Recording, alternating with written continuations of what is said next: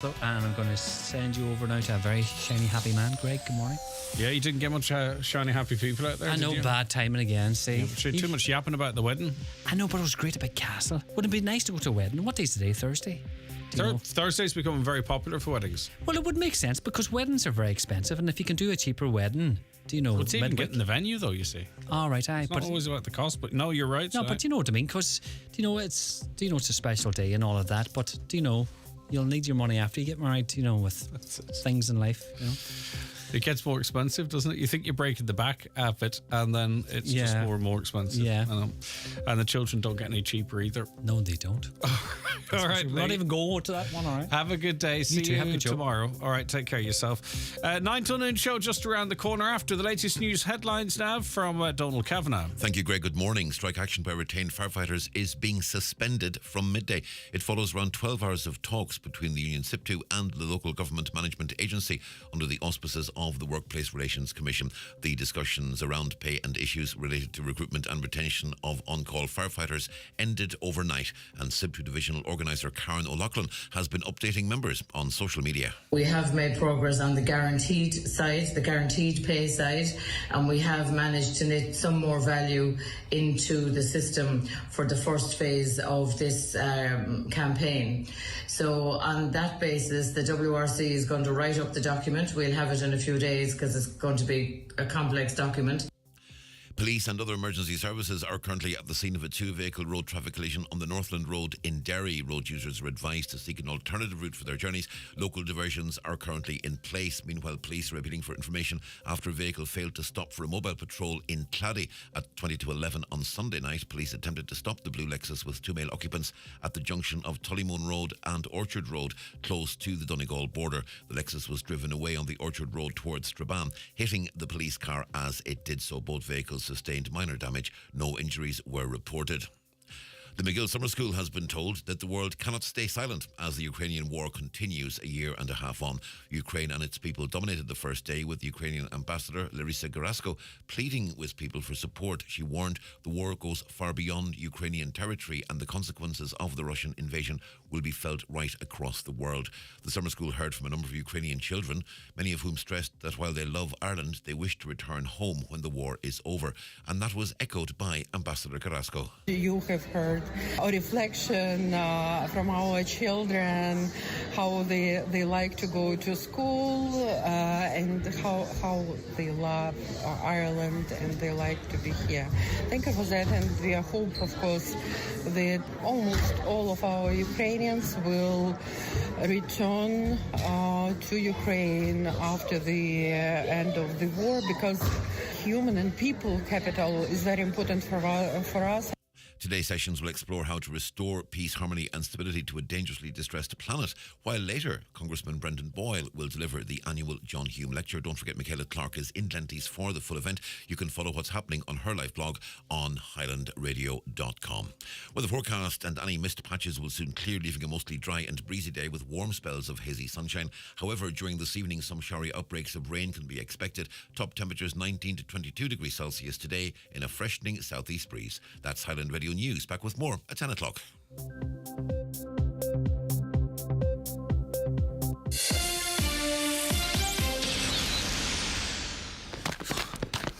Whether it's a 5 or 10K, half or full marathon, everyone's running journey is different. Find your pace with the Summer of Running Series with Irish Life Dublin Marathon. Search Irish Life Summer of Running Series to sign up. A better life with Irish Life. The county's #1 talk show, the 9 till noon show on Highland Radio. And now it's time for the talk of the Northwest, the 9 till noon show with Greg Hughes on Highland Radio. Hello, good morning to you. 4 minutes past 9, Thursday the 17th of August 2023, and we're into another 9 till noon show. How are you getting on? It's a bit of a brighter morning across the Northwest here today after quite a pleasant day yesterday, and hopefully it persists, though unfortunately We know it won't. It's going to get quite wet overnight into tomorrow. But anyway, listen, let's just enjoy the good weather whilst we have it. And hopefully wherever you're listening, the weather is bright for you, or at least you feel bright. Okay, the lines are open for you right now. We want you commenting throughout the course of the morning on the items we've got lined up for you. But of course, if we can help you with anything, if you want to pass on a tale or let us know what's going on, 086 60 25 000. That's how you WhatsApp. You can also, of course, and we really want you to text and WhatsApp from outside the Republic, 0035386 60 25 000. Your phone calls to 07491 25 000. Caroline and Neve primed to speak to you again from outside the Republic, 0035374 91 25 000, and emails from anywhere in the world, comments at highlandradio.com. It's a Thursday, which is the bumper morning for newspapers. The Tyrconnell Tribune this morning leads with a good news story for Carragart, a €5 million transformation that will breathe new life into the old Carragart Hotel has got underway this week. The change of ownership was agreed in the past week and construction workers are already on site. The hotel has been bought by the Bridgeburn Development Company based in Dunlow. This is a standalone group from that of Boyle Construction of Trenta. 6 members of the family are involved in the Carragart development. The work will see a full revamp of the existing bedrooms.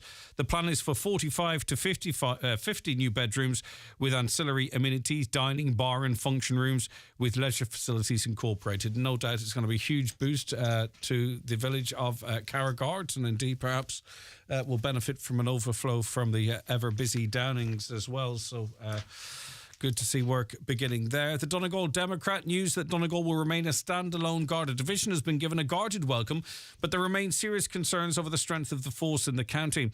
A proposal to amalgamate Donegal into a 3-county division with Sligo and Leitrim has, thankfully, I think we can all agree, been shelved following a review by senior Gardaí. The review was requested by the Garda Commissioner and conducted by an Assistant Commissioner. The Garda senior leadership team has decided to reconfigure the composition of certain 3-county divisions under the Garda operation model.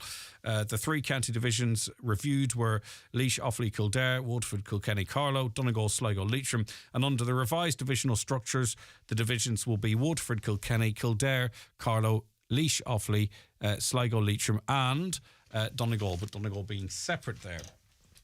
Okay, on to the Donegal news this morning. Families and business owners in Raphoe are living in misery after flash flooding left a huge crater on their road, which they say is obstructing their lives. Residents of the tops are being forced to take alternative routes in and out of their homes, while farmers are enduring a 10-kilometre round trip to get silage because of the crater, estimated to be 15 foot deep on one side of the road. And the picture, if I'm not mistaken, and no, I am not mistaken, shows quite a number of people standing in the crater. It's just a gap in the road, and it's up to the waist of some. The section of the road closed to Tops Farm was completely washed away during last month's flash flooding in Raphoe, leaving the crater in its wake. The mother of all potholes. Hopefully it's resolved as soon as is possible. The Derry news this morning. Police in Derry are trying to locate a deadly batch of drugs which have been linked to 3 deaths and 5 drugs-related cardiac arrests in the city over the weekend. This is huge. 3 people have died it's suspected as a result of this batch of drugs. 3 dead and 5 drug-related cardiac arrests. What a terrible situation. What a loss of life. And what an awful shock for so many families. Well, news of the 3 deaths first emerged during a court hearing of a 36-year-old woman charged with 3 drugs offences on Tuesday. The woman was charged with possessing pregabalin, I believe it is, and possessing the drugs with intent to supply on August 12th. She was also charged with being concerned in the supply of pregabalin on the same date. A police officer connected the accused to the charges and opposed bail. The RTE story getting plenty of coverage on the front of all the papers today. I'll take the bit from the Irish Independent. Ryan Tubridy is in talks with RTE to return to the airwaves on a salary of around 200 grand, though some papers have it as much less than €200,000. But still, I think, is there anyone listening that wouldn't take that job for an hour a day? But a last-minute spat with the public service broadcaster could derail negotiations, we're told. The former Late Late Show host and RTE were embroiled in a row last night over comments Tubridy made following the publication of the Grant Thornton report into payments made to him between 2017 and 2019. In a statement, he welcomed the report, which he said showed he had no involvement in RTE adjusting publicly released earnings for him during this period. However, he added, it's also clear that my actual income from RTE in 2020 and 2021 matched what was originally published as my earnings for those years, and RTE has not been published its top 10 earning details for 2022. Well, in response, RTE said regarding Ryan Tubridy's comments, his statement today, RTE is currently seeking clarification as to their meaning. So it is a public spat. That report, a complex enough matter, but doesn't tell us much that we didn't already know, that there is siloing going on there, that there's bad communication between departments, between the executive and the board, and on it goes. As I say, that's the front of the Irish Times today, but we are going to drop down to another story, perhaps the second most popular story, and that is why were guards at ATMs? What made them turn up at ATMs yesterday? It's a civic matter. There was no rioting. Or maybe they were there to prevent rioting, I don't know. People were taking money out of their own accounts, so were they there to guard Bank of Ireland's assets? It's still not 100% clear. Well, An Garda Síochána has said it was responding to dozens of calls from concerned members of the public when it deployed units to ATMs around the country on Tuesday night. Its statement comes amid accusations that Garda were acting as private security for Bank of Ireland following the force's response to a banking glitch which let people draw money they did not have. A now resolved glitch in Bank of Ireland's system caused widespread disruption to its network on Tuesday and allowed customers to withdraw or transfer up to €1,000 of cash even if their account was empty. This resulted in large queues of people at ATMs around the country as some customers sought to take advantage of the area, though I've seen numerous pictures of Gardaí standing at ATMs where there is no one queuing. Well, Gardaí were deployed in various locations to prevent people withdrawing money from ATMs and to dispense queues of people waiting to use them. Again, I'm not really sure what the role is there. But last night, a Garda spokesperson said it had become aware of unusual volumes of public activity at some ATMs across the country. Between 8 p.m. and midnight, Gardaí received more than 40 calls across its 4 regional Garda control rooms from members of the public concerned about crowds gathering around ATMs. Now, there's an awful lot going on around this country at the moment where the Gardaí are contacted, where people have concerns about what's going on. Say, for instance, libraries would be one at the moment. I know there's different views on that, but I'm just saying. Yet, at times it appears there are no Gardaí turn up, or if they do, they're not able to do much on various issues. But on this one, they were able to turn out in great numbers. Was there any queues or rush to ATMs across our region here, I wonder? Or did you see any Gardaí who, by the way, it's not an individual Gardaí that would make that decision. They are sent there. We're going to be speaking to the Garda Representative Association about the Donegal retaining its single division status and this issue. So if you've any views on that, 086 60 25,000, 086 60 25,000. I saw one of those satirical social media accounts which... I can't remember which one it is, but the images of a person dressed as an ATM in Dublin, flanked by 2 Gardaí, and the joke being that US tourists dress as ATM to ensure safety on the streets of Dublin, which I thought was quite witty. It's just satire, of course. The Irish Farmers Journal this morning tells us that tillage farmers are in salvage mode as weather wreaks havoc on the crops. Spring barley, the country's biggest cereal crop, is proving difficult to harvest and bale, with lodged crops and second growth widespread. Many farmers have yet to start their spring barley harvest, while agronomists estimate that just 35% of the crop nationally has been harvested as rain plagues progress. Many crops are breaking down in fields, heads are hitting the ground, with new green plants standing between them, making harvesting difficult and baling a challenge. Some merchants say that the malting barley harvest is effectively over, as they expect remaining crops to fail and the to be downgraded to feed, which is not good. We'll feel the ramifications of that, I presume, later in the year and into next year. On to the Irish Daily Mail this morning, and Green Party leader Eamon Ryan's department has asked for environmental regulations to be loosened to ensure public transport projects are not subject to judicial review. But farmers and environmentalists claim the minister's department wants to loosen regulations for the government while tightening them for everyone else. Earlier this year, Agriculture Minister Charlie McConalogue confirmed he was reviewing environmental impact assessments. A report of the effects of a proposed project would have on the environment for the agricultural sector. In a press release about the consultation in June, Junior Minister Pippa Hackett, a Green Party member and close ally of Mr Ryan, said this review is an important programme for government commitment and it will help us to ensure EIA regulations are strengthened where necessary to provide robust environmental safeguards. But when it comes to issues, according to the paper, that the Green Party are interested in, i.e.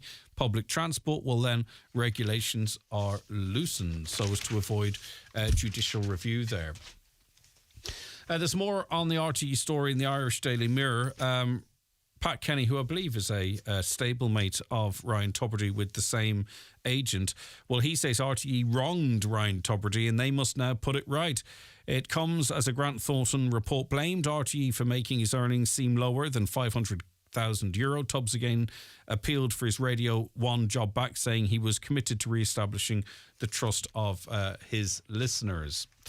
Lastly but not least, in the Sun today, a minister says there is no new Oma bomb evidence which would warrant holding a public inquiry on the atrocity in Ireland. However, Peter Burke stressed the state would cooperate fully with the UK in an attempt to ensure there are no unanswered questions about the 1998 bombing. 29 people, including a woman pregnant with twins, were killed when a car bomb exploded in the County Tyrone town, the worst loss of life in the Troubles.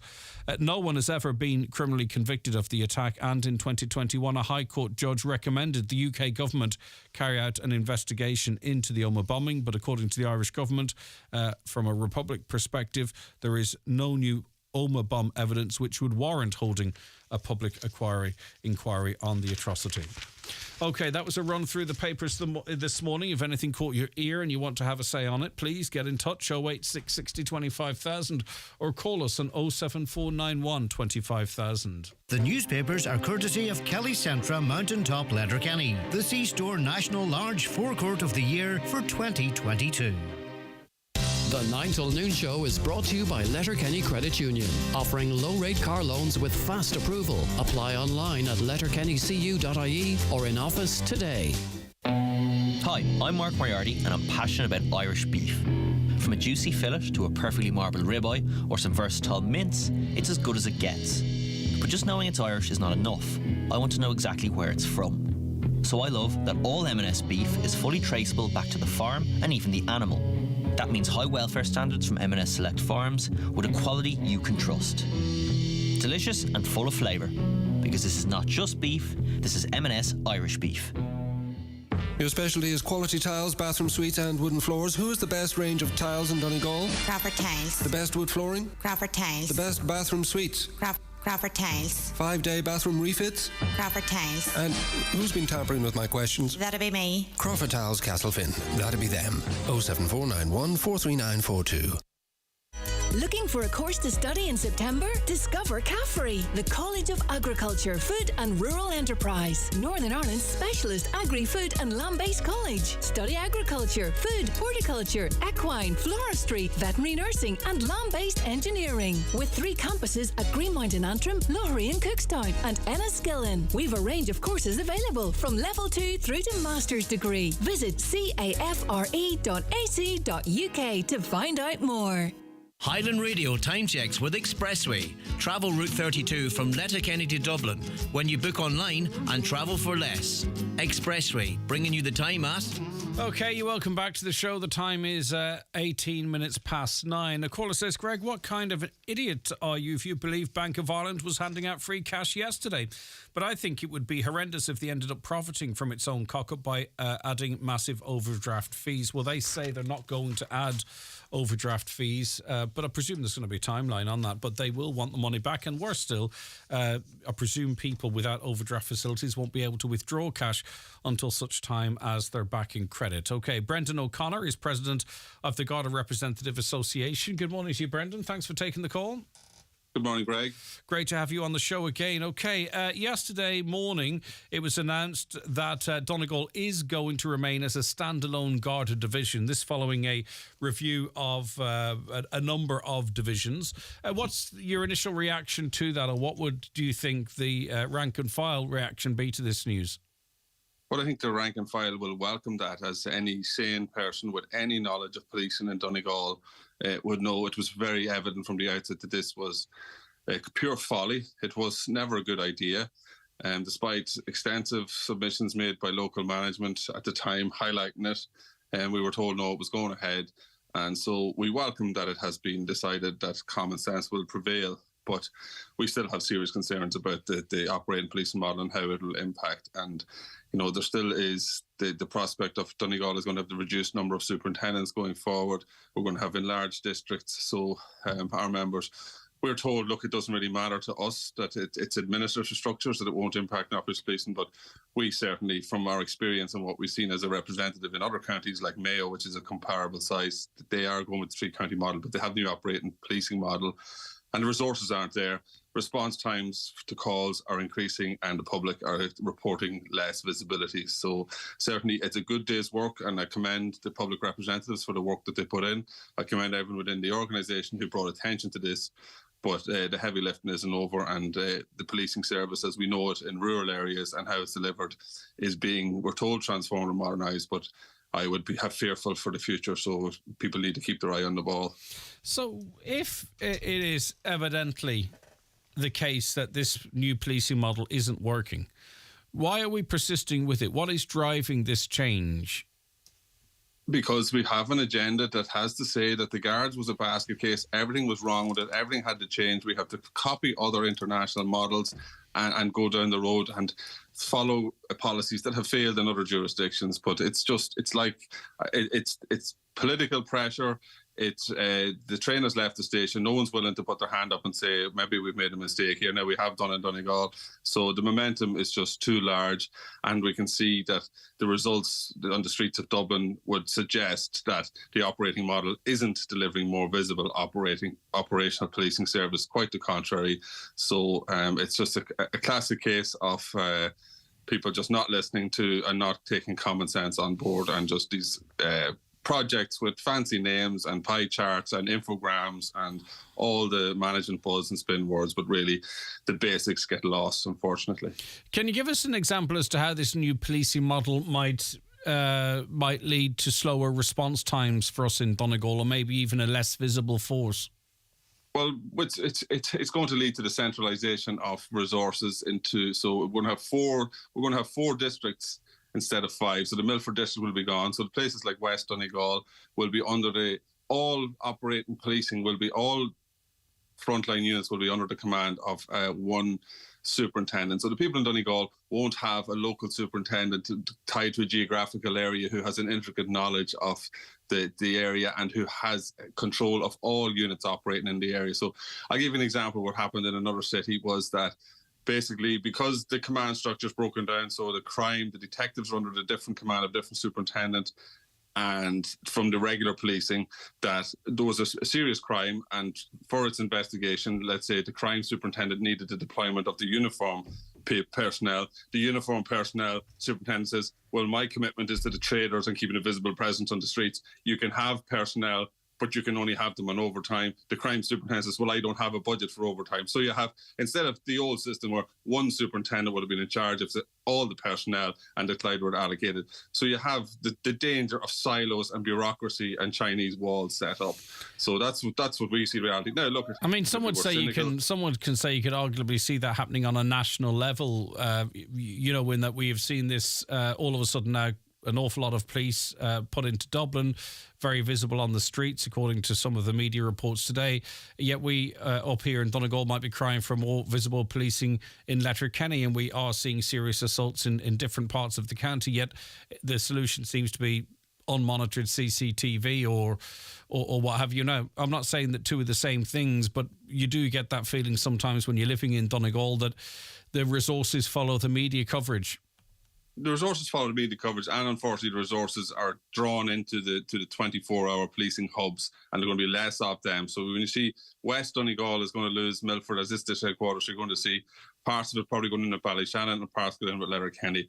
And our experience from 2013 in places like Glanties and Churchill, if you ask the people there, the modernisation and the change, did it impact on the levels of a visibility and police presence? They would all tell you, yes, they don't see the extra patrols that were promised. So unfortunately, these projects tend not to deliver what they're promised. And also what happens is, Greg, and what was going to happen with Sligo, Leitrim, Donegal was there'd be an outcry about maybe drugs, which is a topical issue. And we would get these statistics would be farmed out by Garda managers to say, oh, in the Sligo, Leitrim, Donegal division, there are X number of Gardaí fully assigned to drug crime investigation. Now, a detective in South Leitrim is no good to the people of North Inishowen, and that's why these super divisions are going to be used to hide shortfalls in service. That's our perspective. Of course, we have an agenda and we have a perspective, but generally people on the front line have a good feel for what's going on in their organisation. We saw a recent report published earlier this week which showed that Gardaí is one of the highest levels of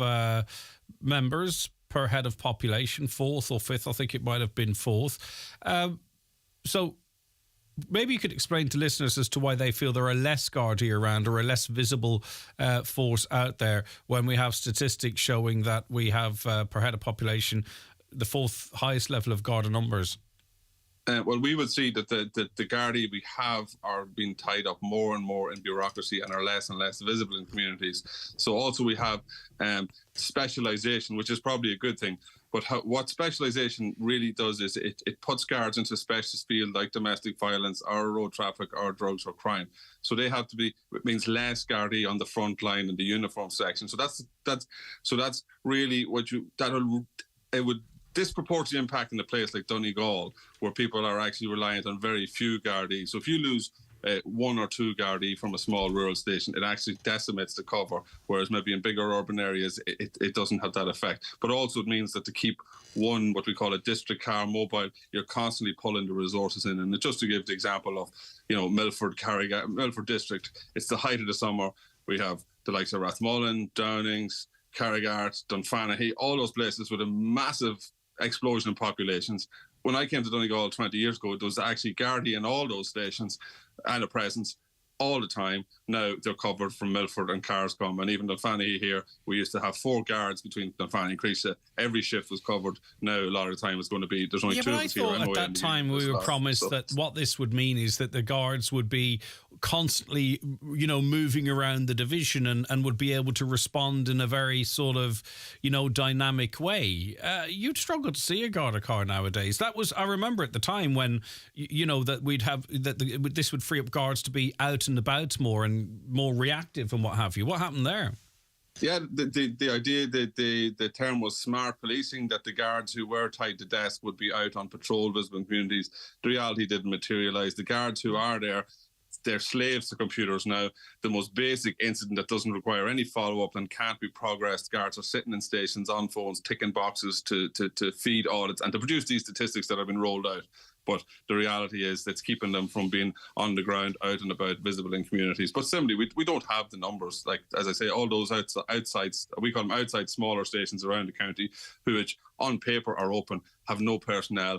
And as we see with the recruitment and retention crisis, it's very obvious that they're not going to be a priority. And I would predict that we will see a further decline in smaller rural areas, and people will continue to sold that narrative. Oh, you have a Garda service, but they have technology and communication and fleet. They'll just be coming from a little further away. But it's no replacement for local Gardaí. Community policing is the most effective policing, and we had we had an effective model of community policing that's been dismantled to follow other jurisdictions, which certainly if you speak to the public in those countries, they're not exactly over-enamoured with the levels of service they receive or the presence they witness in communities. Yeah, you mentioned 2 issues which are of course intertwined, retention and I want to focus on recruitment. It seems ridiculous when we are short of Gardaí and struggling to hire them that, forearm tattoos would disqualify someone from being able to police. And also, there are people texting in actually wondering why you can't become a guard if you're over the age of 36. Another couple of what many would see as silly rules whilst we're struggling to recruit Yeah, I suppose there's a bit of a contradiction there. We're told that this police service is modernising. We're told it's a great, very inclusive, diverse. We're looking to recruit from a wider pool of people than we've traditionally. But as you say, someone that chooses a body art is being excluded. So we believe it's possibly slightly out of step and is starving the organisation of potentially good personnel. But there has to be some sort of guidelines, but we think that they certainly need to be a bit more adaptable and a bit more agile to facilitate people who have body art. It is in no way offensive and no way intimidating. Yeah, for sure. Finally, lots of coverage today about Gardaí again sent to, not choosing themselves, to police Bank of Ireland ATMs. What's your take on that? I mean, I have to be honest, I said before I was speaking to you, a little bit uncomfortable. I don't understand why they were sent there, what they were trying to protect, stopping some people in some cases, it's reported, from accessing their bank accounts. Even if you're, an AIB bank can't hold, you can still use a Bank of Ireland ATM. Do you think the Gardaí should have been brought into that situation? Or maybe they're damned if you do and damned if you don't. If they didn't turn up, people would say, look, people are scrapping at ATMs and there's no guards. I don't know. What's your view?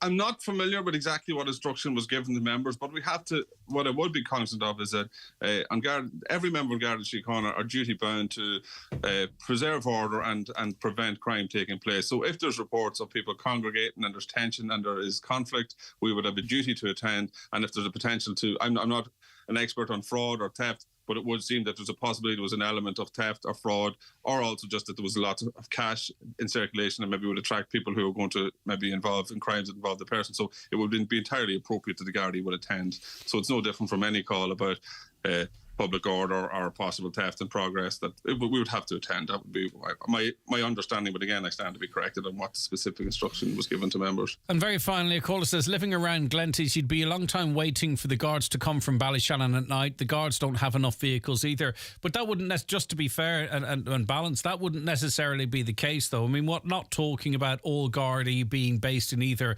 Letterkenny or Ballyshannon and serving the needs of the people of West Donegal, I presume.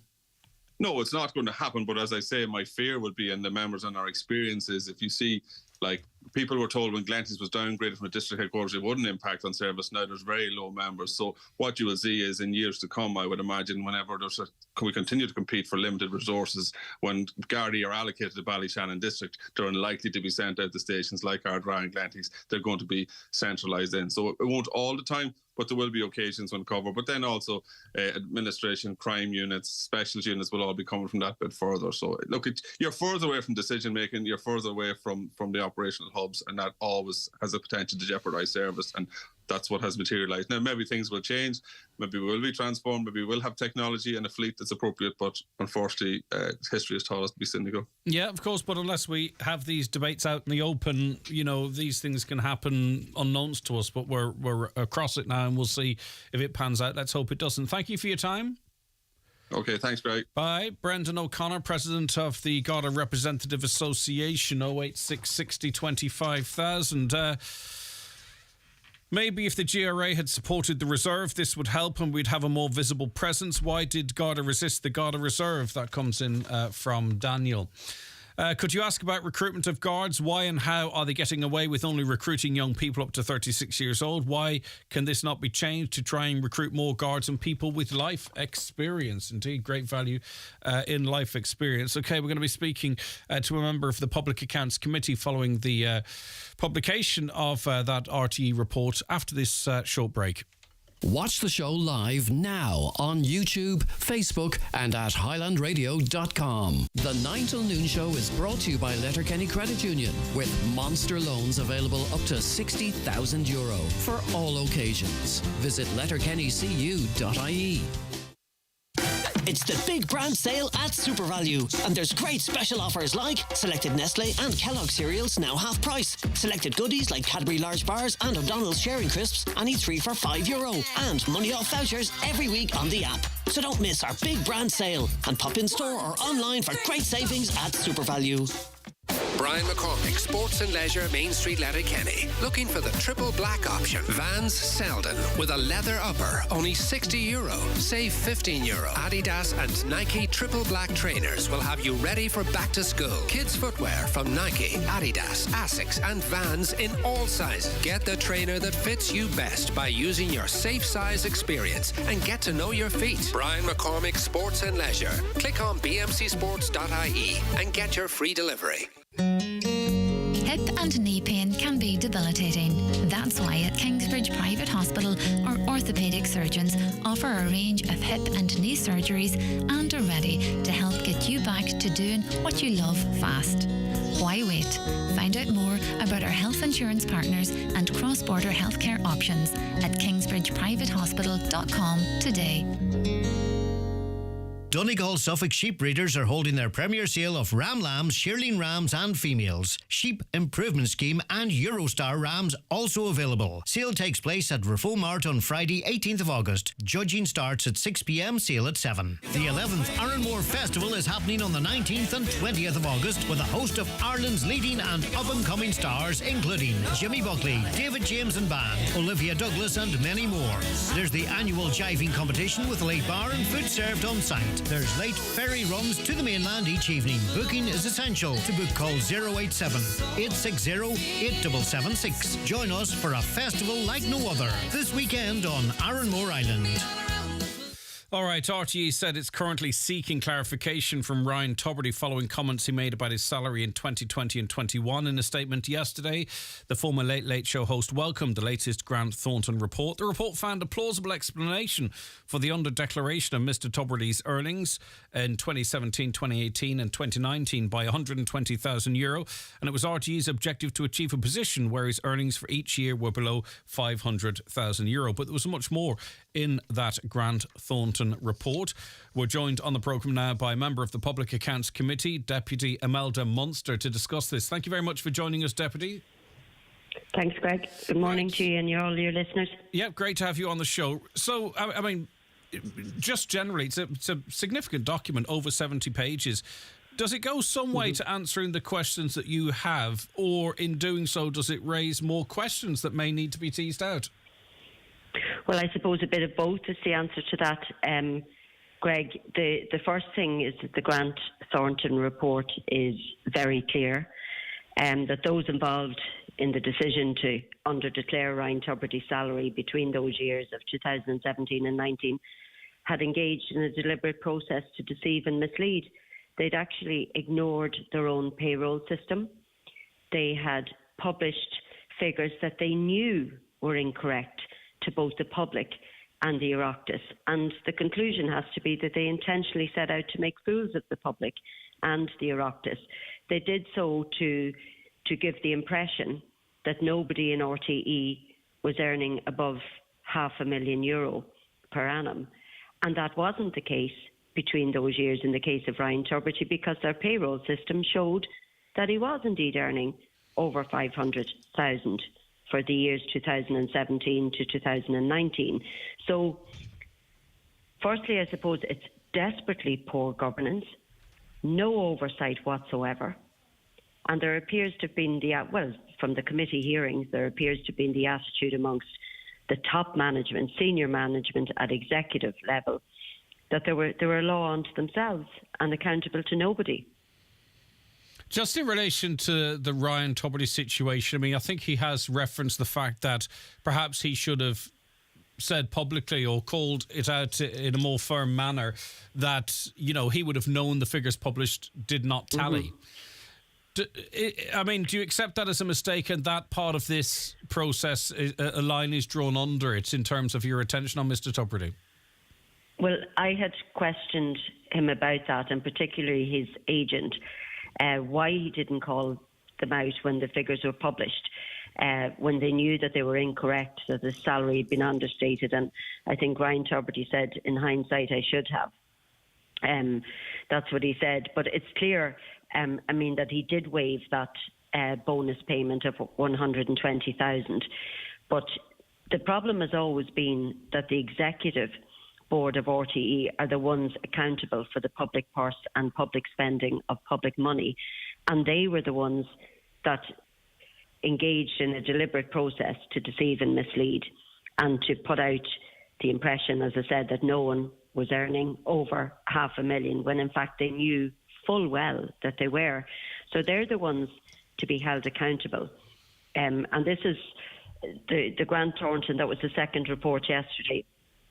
It's a long road ahead because there are several reports. The Public Accounts Committee and the Media Committee, we're still waiting on. The Public Accounts Committee are still waiting on 50 documents to be furnished to us, minutes from key meetings that were held, the exit packages for executives that were allowed to step away during the chaos. There's other independent external reports due on governance and culture and the voluntary exit scheme.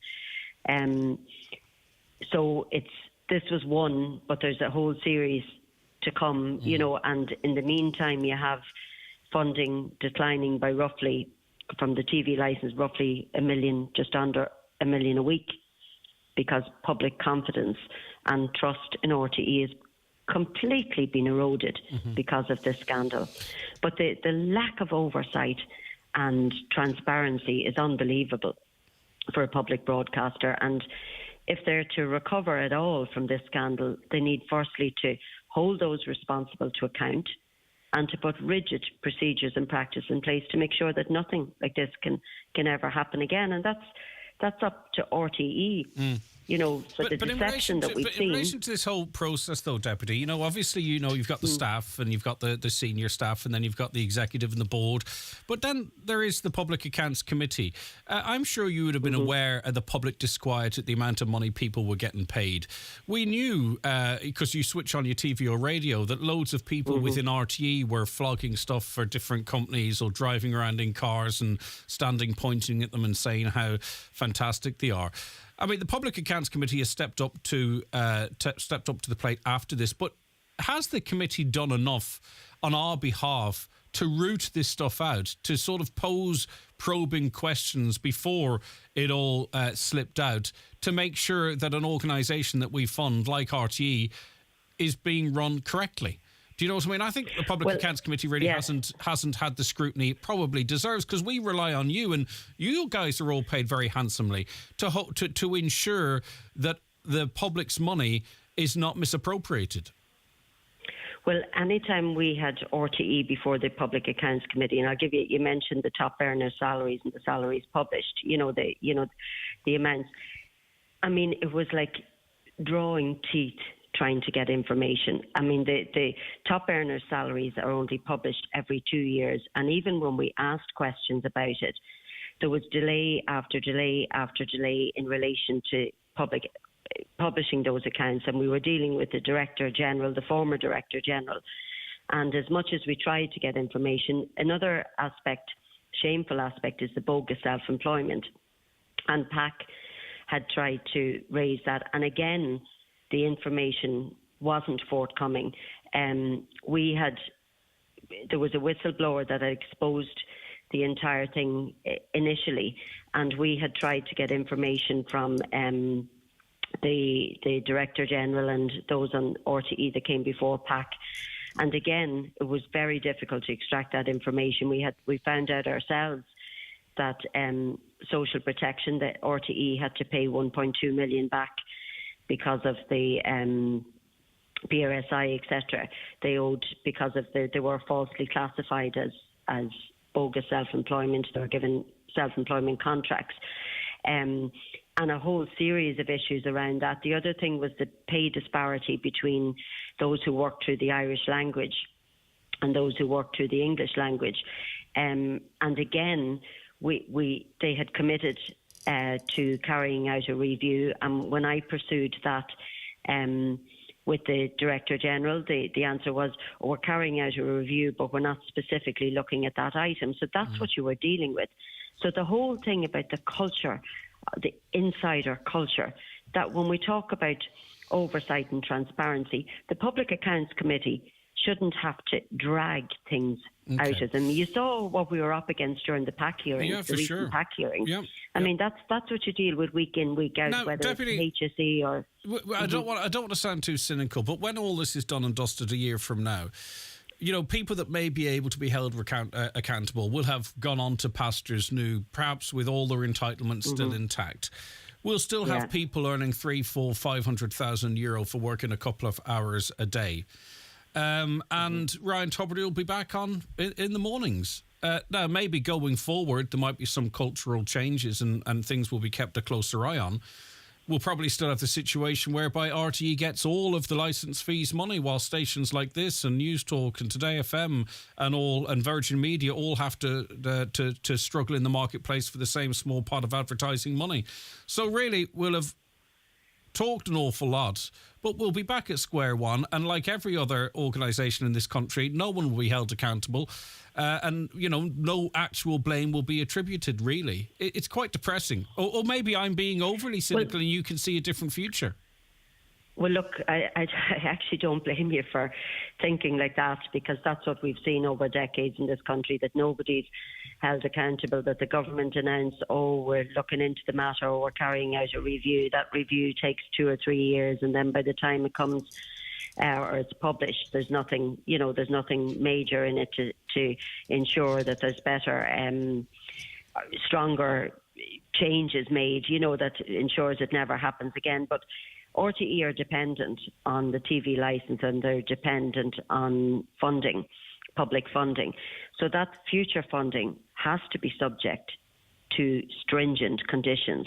And given what we've witnessed, and given the deception, the utter deception, and that attitude amongst top management, and I refer solely just to top management because, you know, there's 1,800 workers in RTE and the vast majority of them are disgusted by what happened. But that attitude among them, that they were a law upon themselves and didn't have to answer to anybody, you could see that in some of the, you know, responses we got, and they taking exception to being asking questions. All of that has to change. And the one thing we have to our benefit is that they're dependent on public funding. And unless we see measures put in place, rigid procedures and practice and oversight put in place by RTE, and it's up to RTE, and they'll continue to lose money weekly if they don't clean up their act. And it's up to them to clean up their act and to prove to the public and the Oireachtas that they have cleaned up their act, that will never be tolerated again, and to show us the measures they've put in place and where they can hold people who are still in situ that didn't carry out the oversight that they're paid handsomely to do, that those people are held accountable. But how could we ever have faith in that when it was... presumably, I mean, they claim that it was not by design, whereby people that could actually perhaps help us get to the truth, or maybe could even be held accountable, were asked to resign so they couldn't actually be called or compelled to appear before for the committee. Do you know what I mean? It's happening live. This is not reeling in the years. This is happening live as we speak right now, that I was sitting watching you and others, unable to question a person who might be able to, the only other person who might be able to give us answers, because the board, which are still in situ, right, the board that is still in situ sought that person's resignation. That in and of itself, looking to one another from side to side when you ask, well, why was that resignation sought at that time? They're still there, and they are they are charged with leading this organisation into the future. So the public won't buy that anymore, Deputy, and you know that yourself. So they can, whilst these people are still there, whilst the poster boy of this culture, when he returns to the radio, and I have nothing against the man personally. Please, I hope the listeners understand that. The public perception will always be, no matter what commitments are given, that it's wrong. It can't be rehabilitated at this point. Well, I mean, firstly, the Public Accounts Committee is it is the most powerful committee in the Oireachtas, and it has compellability powers. And the chair of the PAC, my colleague Brian Stanley, has actually said that, you know, as we knew anyway, but for the hearings, will have to happen, and they'll need to be, those who need to attend will be the former Director General, the former Finance Officer, the current Finance Officer, the Director of Content, and the Auditor from Deloitte will have to attend. And PAC does have the powers to compel people to send for persons or papers and records. And once we get permission from the Committee on Parliamentary Privileges and Oversight to compel them, they can be brought in. You might remember at the time that the committee was informed that several of the key witnesses that we needed, that we didn't get the opportunity to put questions to, had actually said that they wouldn't be able to attend due to illness. But I mean, PAC does have the power to compel, and that will be the case, because if we're to get to the bottom of that, if we're to root out that rotten insider culture, that's what we're going to have to do. Okay. More people are listening to radio today, to independent radio, than to RTE.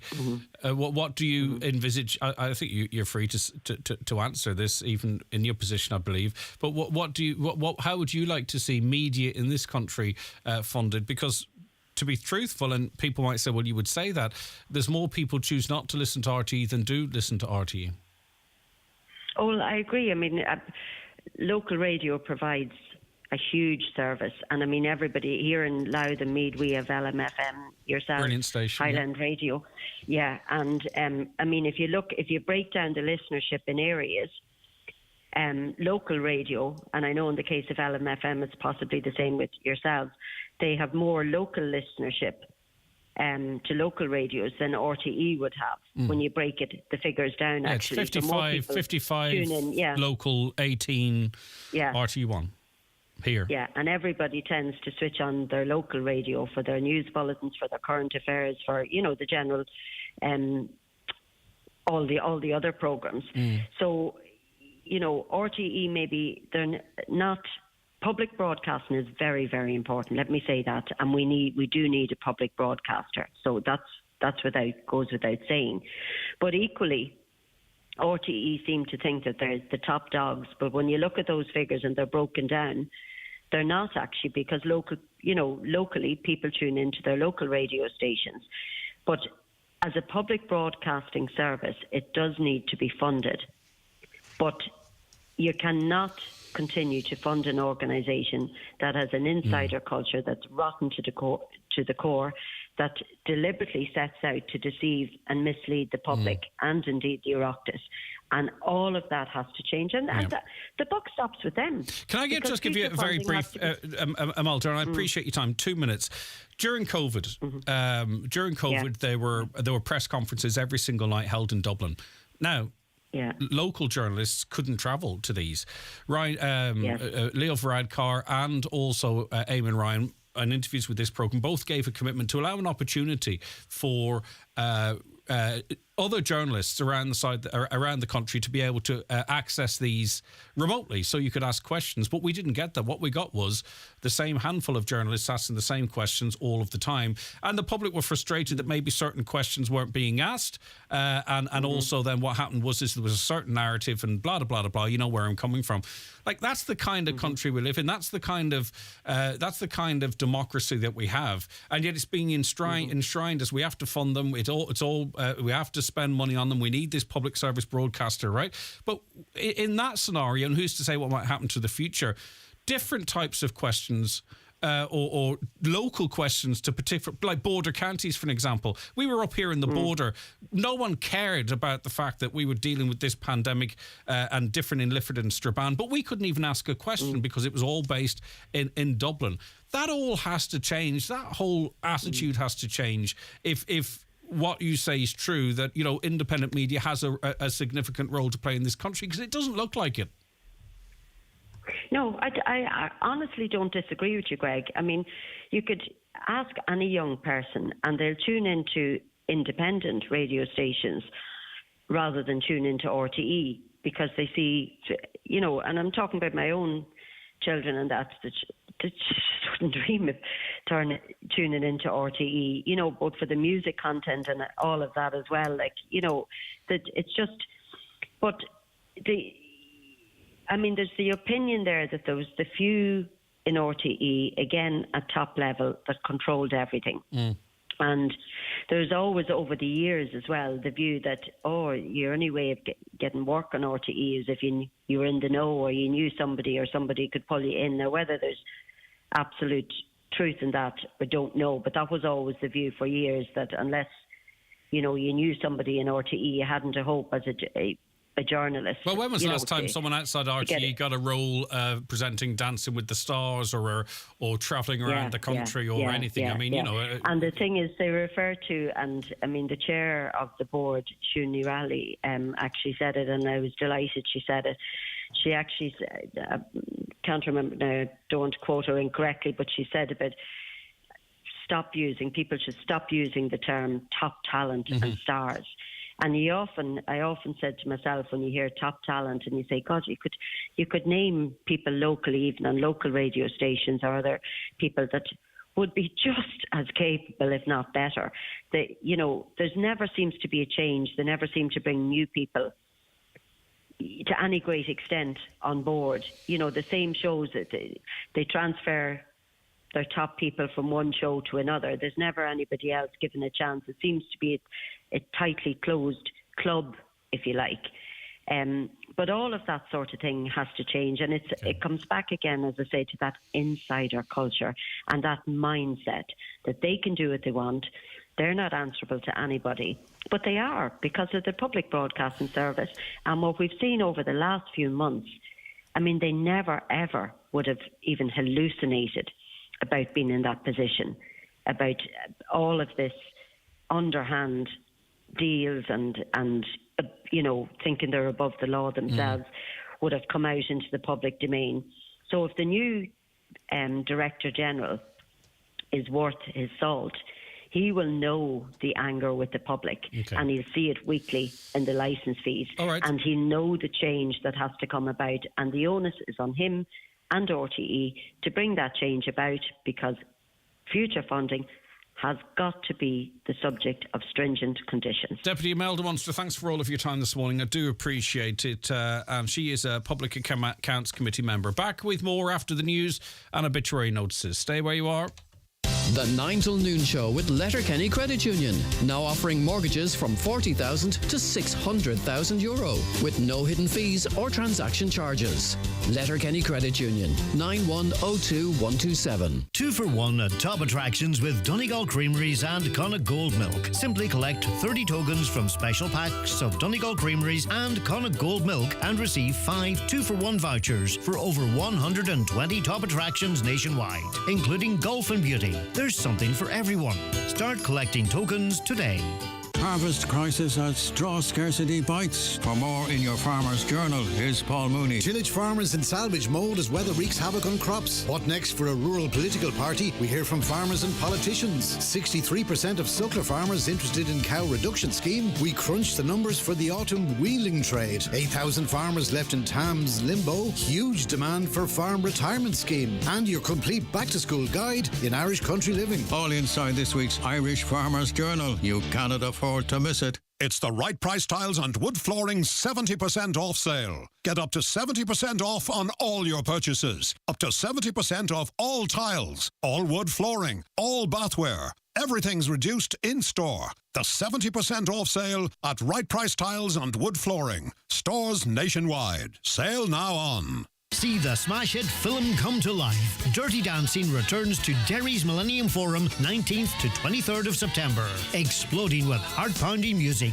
breathtaking emotion and sensationally sexy dancing. Featuring hit songs Hungry Eyes, Hey Baby and The Time of My Life. Tickets from millenniumforum.co.uk. The 9 till noon show is coming live from Letterkenny Main Street this Friday morning at the launch of this weekend's Letterkenny Festival 2023, celebrating music and integrating the town's first Pride Festival. The festival promises a spectacular lineup of events and performances that will cater for all ages and interests. The 9 till noon show is brought to you by Letterkenny Credit Union. Digital loans now available. Apply online or via our app today and get your loan transferred directly to your current account. Looking for the best daycation ever? Well, you're in luck. We've teamed up with Fáilte Ireland and asked the public what their favourite daycation activities are in Leitrim. And they didn't disappoint. Wayne texted that paddleboarding round Carrick-on-Shannon with the Paddle Shack was a great day out. Will said he and his wife loved their day out cycling along the Shannon Blue Way with electric bike trails. They would highly recommend for a peaceful day out. And Tim said his kids loved their day exploring Parks Castle on the shores of Lough Gill. Cleona said her day out at Lough Allen Adventure to learn the Wim Hof method has changed her life, while Will said taking the day boat with Moon River Cruises was the best crack he had in years. Plan your best daycation ever at discoverireland.ie and experience the feeling of a holiday all in one day.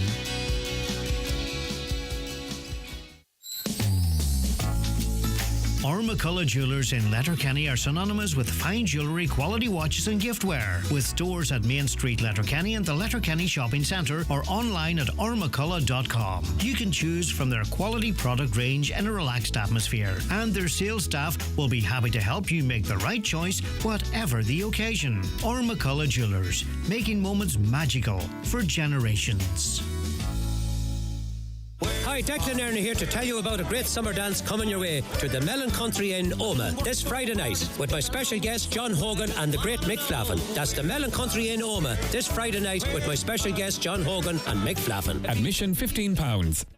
With the largest selection of pre-owned vehicles in the Northwest, check out imotors.ie. We have it all. Starter cars, family cars, and even a bit of luxury, all available to drive away. All cars come serviced and with warranty. Check out imotors.ie. Live, on air, online, and on the Highland Radio app. This is Highland Radio News. Good morning, it's 10 o'clock. Donald Kavanagh at the news desk.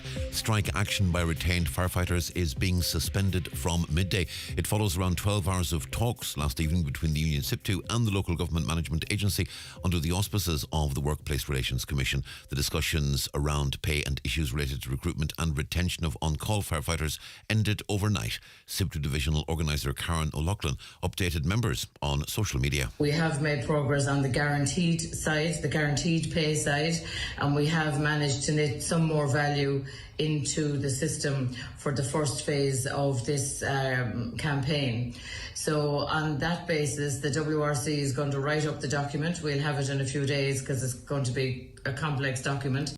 Police and other emergency services are at the scene of a two-vehicle road traffic collision on the Northland Road in Derry. Road users are advised to seek an alternative route for their journey. Local diversions are in place. Meanwhile, police are appealing for information after a vehicle failed to stop for a mobile patrol in Clady at 22:11 on Sunday night. With more, here's Sheila Naughton. Police attempted to stop the blue Lexus with two male occupants at the junction of the Tullymone Road and the Orchard Road in Clady, close to the Donegal border. However, the Lexus was driven away on the Orchard Road towards Strabane, hitting a police car as it did so. The rear window of the Lexus sustained damage and minor damage was caused to the front of the police vehicle. No injuries were reported. Police are appealing to anyone who can assist with inquiries to get in touch by phone or via Crime Stoppers. The Donegal-based president of the Garda Representative Association has welcomed the decision not to amalgamate Donegal into Sligo and Leitrim to create a new three-county Garda division, but says there are still some serious issues with the proposed new Garda operational model. Brendan O'Connor told Greg on today's 9 till noon show that growing centralisation and moving away from districts which have one superintendent in control will make policing less rather than more efficient. In particular, he expressed concern at the scrapping of the Milford Garda district, with responsibilities set to be shared between Letterkenny and Ballyshannon. However, recalling the scrapping of the Glenties district 10 years ago, Garda Brendan O'Connor questioned whether proposed improvements ever materialised then. Resources are drawn into the 24-hour policing hubs, and there are going to be less of them. So when you see West Donegal is going to lose Milford as this district headquarters, you're going to see parts of it probably going in with Ballyshannon and parts going in with Letterkenny. And our experience from 2013 in places like Glenties and Churchill, if you ask the people there, the modernisation and the change, did it impact on the levels of visibility and police presence? They would all tell you, yes, they don't see the extra patrols that were promised. The McGill Summer School will today examine how peace, harmony and stability can be restored to a dangerously distressed planet, with particular reference to the role of China. Yesterday, the focus was on the war in Ukraine. From Glenties, Michaela Clark reports. The first day of the McGill Summer School opened with an address from the Ambassador of Ukraine to Ireland, Larissa Garasko. She recently returned from a visit to Ukraine and says the situation there remains very dangerous. It's very hard to explain or to encourage now Ukrainians to return to home. There is no safe place in Ukraine right now. Ukrainian children now living in Donegal told those gathered that they are happy in Ireland yet aspire to return home soon. The day ended with a panel discussion on the ending of the war in Ukraine. The general sense was that the response from the Western countries has been inadequate. Dr. Sergei Medvedev believes the Ukrainian war is World War III and as a result requires a global response. The focus will switch now today to the role of China, particularly in restoring peace and harmony. Later, EU Commissioner Maria McGuinness will be a panellist in discussing the challenges of the European Union. The second day of the McGill Summer School will conclude with the 23rd annual John Hume Lecture delivered by US Congressman Brendan Boyle. Michaela is in Glenties for the duration of the summer school. You can follow her live blog on our website, highlandradio.com. The installation of a third defibrillator in Milford has been welcomed in the area. It's located outside the Milford and District Resource Centre. Its management, Declan Meehan, says training has been provided to staff and volunteers, and the plan is to extend that training out to the wider community from next month. And we're very conscious that these life-saving pieces of equipment are vital for our communities. And we also completed training, defib and CPR training for all our staff and volunteers so that they'll be able to use it. And in the future, we're looking at providing training that will be open to the general public in the community as well.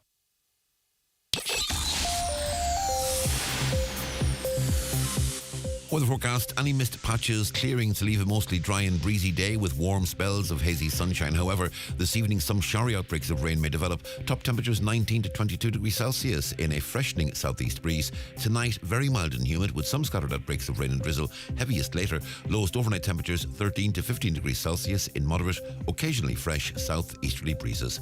That's Highland Radio News. We're back with headlines again at 11 o'clock. Good morning.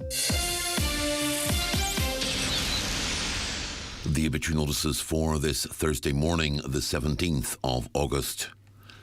The death has occurred of Liam Doherty, Cloherna, Ballyliffin, Clonmany. His remains will repose at his mother Mary's home in Cloherna, Ballyliffin from 2 o'clock this afternoon. Funeral from there on Saturday morning at 10:30, going to St Mary's Church, Clonmany for 11 o'clock Requiem Mass, with interment afterwards in the new cemetery. Family time, please, from 10 p.m. to 11 a.m. and on the morning of the funeral. Liam's funeral mass can be viewed live on churchservices.tv. The death has taken place of Mary Collins, née Masterson, Omagh, and formerly of Mount Nugent, County Cavan, and Ballabafay, County Donegal. Remains reposing at St Bridget's Church, Mount Nugent, Cavan. Requiem Mass today at 12 noon, with cremation at 2:30 in Lakeland Crematorium, Cavan. The family residence is private, please. Family flowers only, please. Donations in lieu, if desired, to the Samaritans, care of O'Kane Brothers Funeral Directors or any family member. And the death has taken place of Rita Doherty, MJ, Clúncha, Clonmany. Funeral from her home this morning at 10:30, going to St Mary's Church, Clonmany for 11 o'clock Requiem Mass, with burial afterwards in the adjoining cemetery. House private, please, before the funeral. The funeral mass can be viewed live on churchservices.tv. For more details, including any family health guidelines for wakes and funerals, please go to highlandradio.com.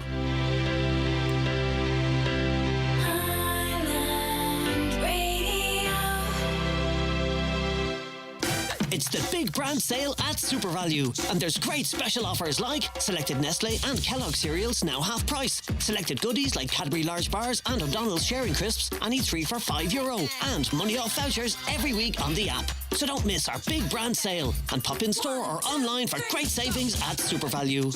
The county's #1 talk show, The 9 till Noon Show on Highland Radio. Good morning. Very welcome back to the 9 till Noon Show. Just to let you know, tomorrow we are broadcasting live this programme from Letterkenny's Main Street.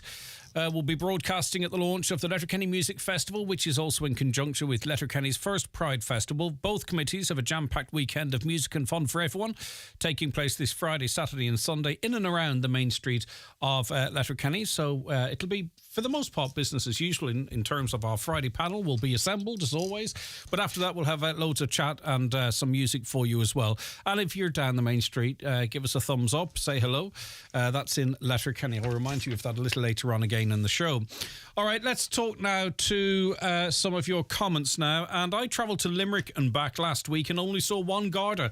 That was on the journey down. No checkpoints either. The government are fooling themselves if they think criminal elements are not taking advantage of this vacuum. And they're taking advantage of the vacuum as well in terms of movement and distribution of drugs off our coastal waters. You can be sure of that. No shortage of a Garda presence in Buncrana. 2 patrol cars, a van, a motorbike and an unmarked special branch vehicle cruising around during daytime hours, not as visible on weekends. Management of resources is part of the issue. Of course, you have, don't you, a 24-hour station there. But if you're in Malin or somewhere else... also want to say that, Greg, are we a step closer to having Jim McGuinness back as Donegal manager? Please let the county board see sense and make it happen if we are ever to win Sam again. Well, what do you all think about that? Are we talking about that later, Caroline? Are we? Yeah, maybe, yes. Okay, well, anyway, we can talk about it amongst ourselves. Would you like to see Jim McGuinness back? What do you think he could achieve over what period of time? There's a lot of speculation out there today. The Irish Independent and some of the local papers speculating, and here in Highland, of course, that Jim McGuinness is about to return again as manager of Donegal. So, A, would you welcome that? B, what would your expectations be?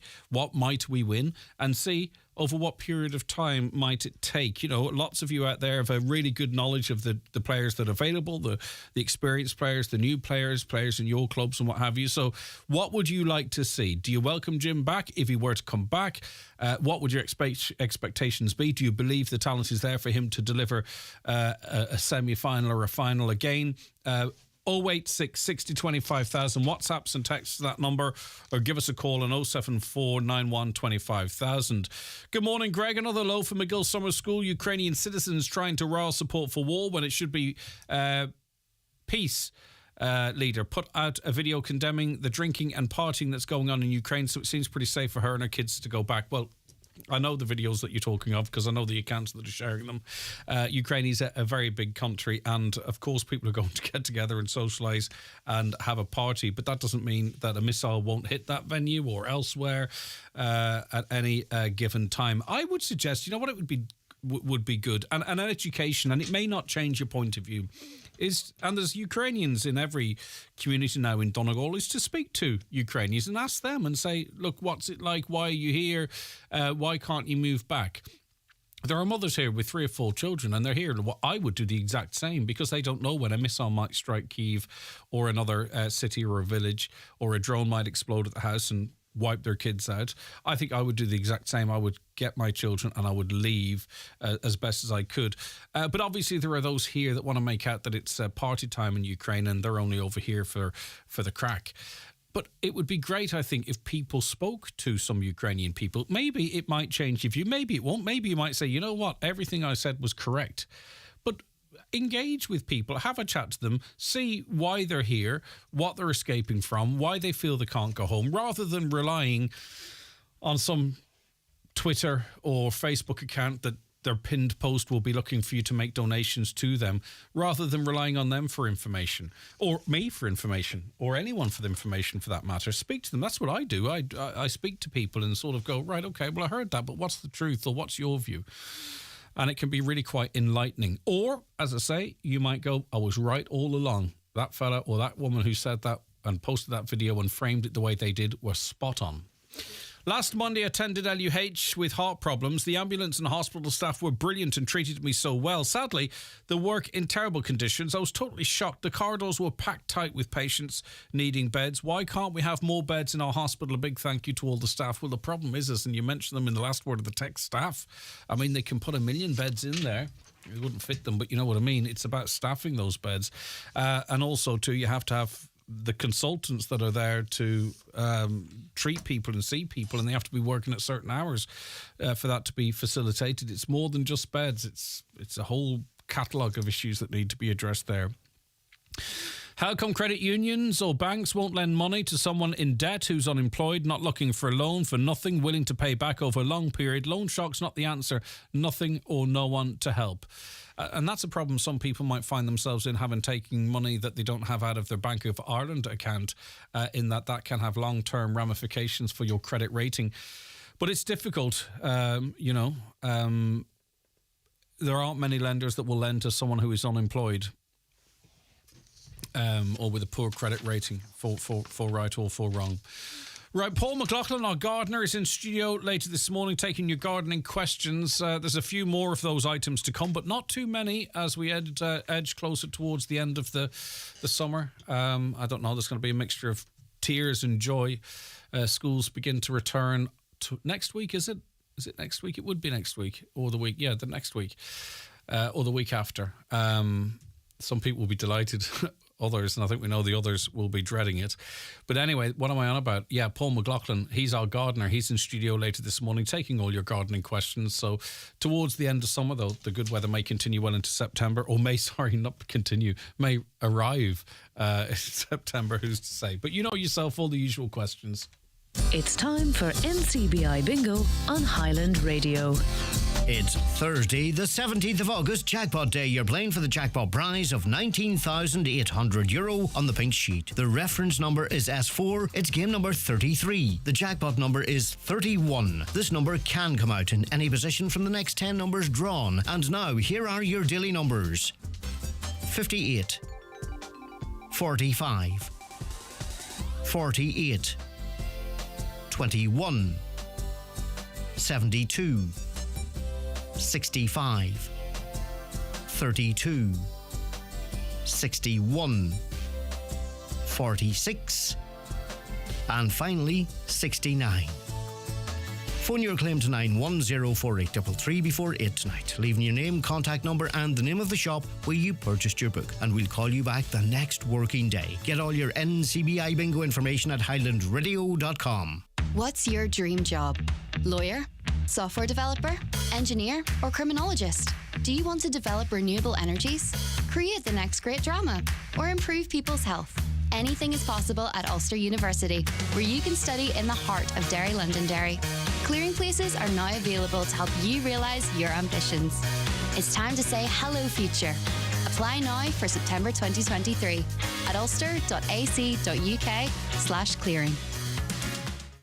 Is your car in need of a service? At iMotors, with our state-of-the-art workshop facilities, we offer servicing, timing belts, tyres and wheel alignment. Split your service bill over 4 payments with our bumper payment facility. Visit imotors.ie to book in or call us today. Join me, Marty Friel, every Friday night from 8 for Rockin' Hits on Highland Radio, in association with Arena 7, where you can enjoy dinner and drinks in the Woodbury Grill Bar and Restaurant before bowling in Arena 7's state-of-the-art lanes. See arena7.ie. The 9 till noon show is brought to you by Letterkenny Credit Union, offering low-rate holiday loans with fast approval. Apply online at letterkennycu.ie or in office today.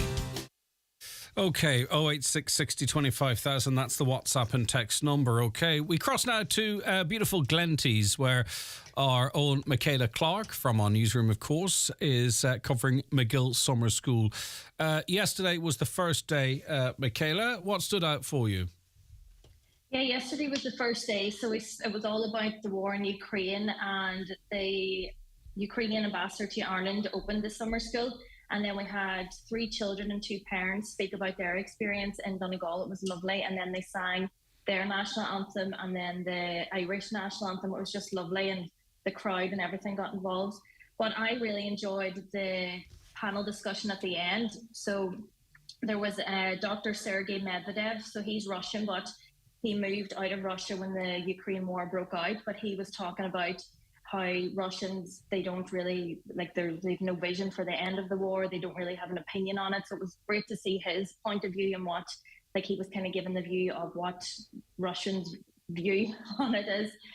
So he was really good, but he says, like, they were kind of discussing what will bring about the end of the war, and he says that Putin's treating it as World War III, so there does need to be this global response to bring an end to it. So this panel discussion was framed, though, from a Ukrainian/Western perspective, was it? In other words, the solution to this is Russia's complete withdrawal from Ukraine. That was how this was framed, was it? Or was there alternative voices there, sort of maybe putting across a Russian perspective? Well, the question was, how and when will the war end? So there was Dr. Sergei Medvedev, and then there was Olena Tredga. So she is Ukrainian, and she flew in from Ukraine. And then there was a lady, Jade McGlynn, so she's a scholar and author, and she's also the advisor to the British Labour Party. So she was given her view as well of how she visited Kyiv, and then she came back, and the gravity of what was happening on the ground wasn't being reflected in the discussions. Like, she was saying, we need to do this to support them. But kind of the British government was just like, oh, I don't know about that, where they were saying all Western countries need to respond, that there's not enough response at all. Yeah, and from the earlier in the day, their Ukrainian voices talking about living here and the wish to return home when it's safe to do so. Did they explain why they came here? Talk to us a little bit about the story they were telling. So the Ukrainian ambassador, she kind of started it, and she was saying that she said, obviously, for safety, they came here, and she was so thankful to everybody in Ireland for taking in so many people. And then the children got up to speak, and they said that they were enjoying life here. But there was one fella, Andrew, and he says that he'd seen, like, the bombs hitting, and he described it, he was only a small child, that it was the darkest day. And it was so sad, like, that perspective that he says, you know, he goes for walks around lakes here and stuff, but that he does hope to return home. But they do seem to be, you know, they're in school here and they've integrated so well. But then the talk kind of shifted to later in the evening that we don't know when the end is and when they're going to return home. Yeah. The focus today is on the role of China, particularly in, well, their place in the world, presumably, but in terms of, the important role they'll play. As, I mean, they have an interesting relationship, of course, because they presume not to take a position on the war, but they are seen as being pro-Russian, and in fact they've used the war to strengthen ties, the important awful lot of the oil and gas that's no longer going into Europe and what have you. So China are benefiting from this situation. But be that as it may, they also, it's in their interest for world peace as well, and they don't want to see a third world war in the true sense of the word, i.e. Nuclear. So the focus today is on well, you tell us. China's certainly role, but there's more to it than that as well. Yeah, so it starts off with China, and then after lunch, it's the European Union. It's a panel discussion on how their mission's difficult and complex to be fulfilled. So EU Commissioner Maria McGuinness will be there, as well as two others in that panel. And then there is later on actually a GAA exhibition match between Niamh Connell and Notre Dame GAA. So they're in the summer schools delivering an association with them. So some of them students were here yesterday. So that'll be interesting. And then the annual John Hume lecture finishes at then. And that is by Brendan Boyle. Brendan Boyle, of course. What is your sense of is this is, I think you mentioned yesterday, your first time down there. It is kind of a unique event to certainly be there in person. What have you? What is your sort of assessment of it? Yeah, it is good. I've always been interested in the topics, and it was actually good yesterday seeing so many. Obviously, they were interested Ukrainians here, but there was a lot of young people here too. A lot of young Ukrainian people, whereas the other crowd was kind of older, but it was busy. The whole place was packed, so there was a great turnout. And you know, there was complete silence. Everybody was very interested in what was happening. Mm-hmm. Okay, now obviously Michaela, as well as speaking to us here, is filing for the news team, so you can hear reports throughout the course of the day on the hour. But also this year, which is different, there is Michaela's McGill Summer School blog. Now you can see that in our featured section of the website, and it's also posted in the news section as well, so you won't miss it. And it's pinned at the top of our social media. And the idea being, Michaela, obviously you're reporting on the news down there, but for people who maybe can't make it or are interested in it, you get a sense of what's going on there, the commentary, some of the pictures and all that kind of stuff too. So we were looking through it earlier, and it's a great piece of work, and it keeps people in touch if they're interested there. Yeah, because we don't get everything across in the news, so it's nice. There's lots of snippets of pieces there. All right, great stuff. Thanks, Michaela. Thanks. We'll hear from you and chat to you a little later on, of course, throughout the course of the day on the hour through our news team. That's Michaela Clark, our reporter there, live from McGill Summer School. Siúna Niralia should stand down from her position in RTE. She single-handedly thwarted the investigation by PAC by requesting and accepting the resignation of Dee Forbes. By affording the former DG a get-out clause, she ensured that we would never get the truth. But either by accident or this caller might say design. I'm sure Siúna says it's by accident. But that's the question I was putting to the deputy a little earlier on, and also you can be too sick to appear before one of these committees in perpetuity, because you could argue that in doing so it would worsen your physical or mental health. So really you could get a doctor's note never to attend, even if you were compelled to do so. A caller says, when are people going to realise the institutions of this country are rotten to the core? The government, RTE, the HSE, and so on, they say. Okay, thank you very much for that. We were talking over the course of this week about dogs, people's different experiences with dogs. We heard from Michael McClafferty yesterday, his shocking, he's a counsellor of course, his shocking experience of being attacked by a dog earlier on in the week too. A woman's little dog was attacked by a German Shepherd, and it's generally brought up the conversation of dogs, hasn't it? Hi, Greg. I meet a lady most days when I walk the forest with 5 dogs running loose. I said a few times dogs should be on leads. She said I can hardly manage 5 leads. And the same story, they'll not touch you until they do touch you. My mother was knocked down by a dog on the beach at Fawn. That was 5 months ago, and she's still on crutches. It was a terrible accident, and we don't blame the dog or the owner, okay? Generally, it's not the dog that's the problem, but it's the owner, in my opinion, of course, yeah. I would agree with that. Greg, if one or more dog owners say to me, as I stand terrified of the dogs, he's a pet, he won't touch you, or he's a pup as he's climbing all over me and I'm screaming in fear, just keep your dog to yourself, they say. Hi, Greg. My son used to be terrified of dogs as a toddler too. He screamed if they came anywhere near him. We got him a pup, and after that he was fine. Loves dogs now. Great suggestion. I don't want to get a pup. But yeah, okay, thank you for that. I'm really afraid of dogs. I try and be brave if I have to walk past dogs.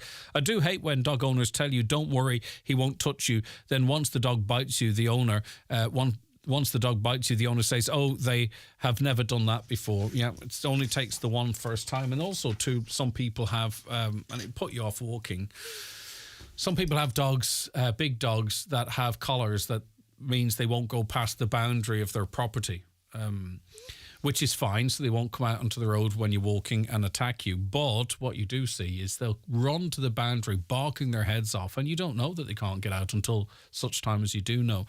And whilst that might seem on the face of it as responsible dog ownership, there are people then that will choose not to walk past that house because they fear these dogs running to the gate, barking ferociously, may one day ignore the collar or not have it on and jump over and attack. All right, we're going to be speaking to a resident of the Tops in Raphoe. There is a massive crater in the road. Well, the road's gone, really. So the crater is the gap between where the road begins and ends on the other side. We're going to talk about that in a moment. Stay right where you are. Watch the show live now on YouTube, Facebook and at highlandradio.com. The 9 till noon show with Letterkenny Credit Union. Simplify your debts with a debt consolidation loan from Letterkenny Credit Union. Call us on 074 910 2126 or apply online via our app or in office today. Balderdash, poppycock, porcupines, whispers, untruths, fake news, or as the kids say, cap. Seeds have been planted that Skoda has no stock. Let's put the rumours to bed.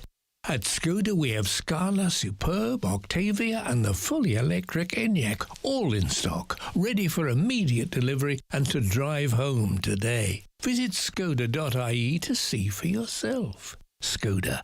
Let's explore. Your local Skoda dealer is DMG Motors, Clar Road, Donegal Town. Call 074 9721 Oreo the robot is not just helping staff with service at Kelly's Diner, but he's also adding a little twist to birthdays there. If you're celebrating your birthday at Kelly's, Oreo can be persuaded to sing a very special happy birthday. It's a great treat for small kids and plenty of big kids too. For the chance to see and hear Oreo the robot in action, visit Kelly's award-winning diner today at Mountaintop, Letterkenny.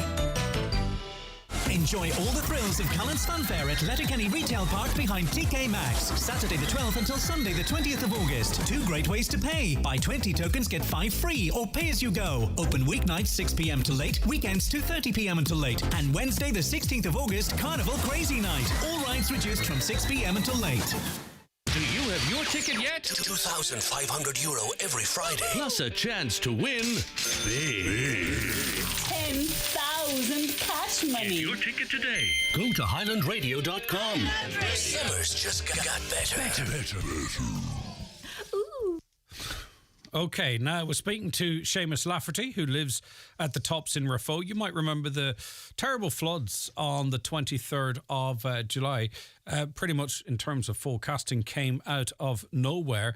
There was extensive damage done, not least to a section of road which seems effectively collapsed and was washed away. Now, it's an important road that's used by a lot of people, which means that farmers and people generally trying to get about their business are facing long detours. Seamus Lafferty, good morning to you, Seamus. Good morning, Greg. The road didn't survive the floods, or did it collapse after the floods, or what's the story, Seamus? Oh, just today the flood has collapsed. And it's been gone since. It's not there now at all. It's 4 weeks this Saturday since the road was closed. Now, what? And Greg, there are businesses on that road. They're man with lorries, and they can't get in or out. And what? Because the road that they want to send him as no a donkey cart road. Yeah. And the farmers can't cut the hedges because they're not allowed to, and they're growing out in the road. Yeah, it's a danger. Now, you live close to Raphoe. If you need to go and pick up a loaf of bread or something, you have to go around the houses to get there. You have to go on a detour. A detour? Well, one road's 10 kilometres, another road's 7 kilometres. The road is 7 kilometres is dangerous with bad bends. And you don't know who you're meeting, because another local farmer had to draw cities around 10 kilometres to get a half a kilometre. Wow. What are the council telling you, Seamus? I rang the council 10 days ago, and the engineers rang me back and never bothered. Because I presume the whole you thing's thought bureaucracy and red tape, Greg. Yeah, because I presume you all thought that, right, this road's gone, this is going to be restored as soon as possible. Yet 4 weeks on, the gap still is there, the crater is still there. Greg, the actual pipe that's on the road is still working. Mm. The water is running through it.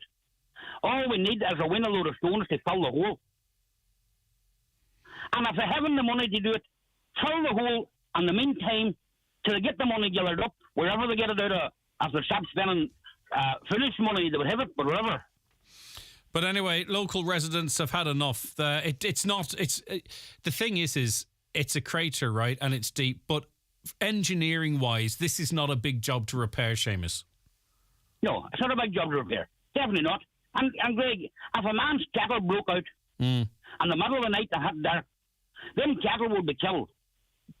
Because you can't put blinkers on a beast.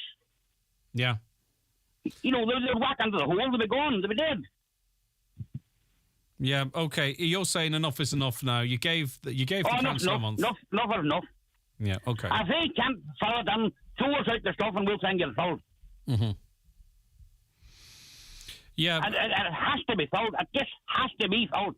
One way or another, it has to be filled. Right, okay. As I say, I think you get two good people at that, they'd have it done in a couple of hours. A couple of hours? a link box and a couple of load of stones, and the whole thing would be filled. And if they wanted to dig it out later, dig it out and close the road for a couple of days till they get it fixed right. There's no problem with that. But right. Keeping the road closed for 4 weeks now, that Saturday, that's unbelievable. Yeah, it wouldn't happen. I mean, like, I'm sorry to make this, I'm sorry to say this, right, but I have to say it because it's true. If this was a road in Letterkenny, it would be fixed long before now. It will be fixed the next morning. That's just the fact, Seamus. Like, as I say, I'm not having a go at anyone, but there is no way a road in Letterkenny would be closed for 4 weeks if it was so easy to fix. It just wouldn't happen.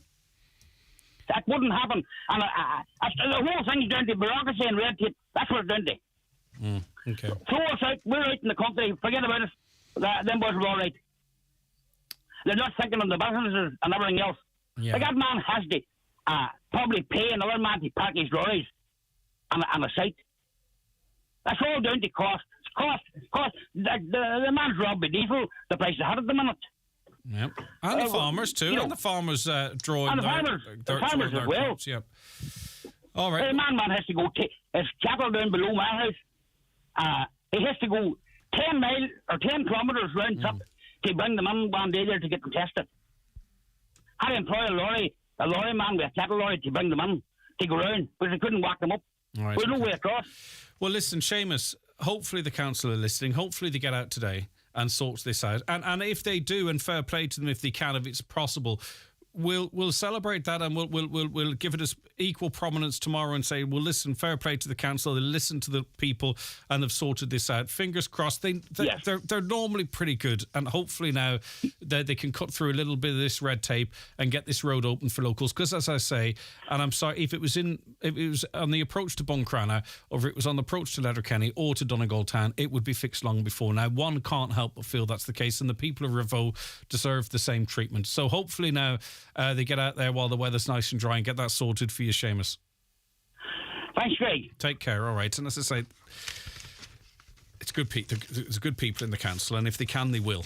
I've no doubt about that. And as I say, more than happy to give lots of positive publicity if they manage to do that too, if that matters. But just to, in other words, not just forget about it. Good morning, Greg. I'd be interested to know what Patrick McGill would think of his namesake being used in Glenties Summer School, given our government's current agenda in the war. Should Ireland not be putting out a more balanced opinion or even a call for humanity and peace with the history of struggle in this country? Surely we are well positioned to comment on this honestly. Another, why are Bank of Ireland ATM machines being replaced by Euronet? Who are Euronet? You cannot get your balance or pay in a cheque at this machine. I don't know. I presume you're not on about Bank of Ireland ATMs at Bank of Ireland. There is a company, Euronet is that company, and there are others. We discussed it on this show, I don't know how long ago, years and years ago. They got a contract or something or other.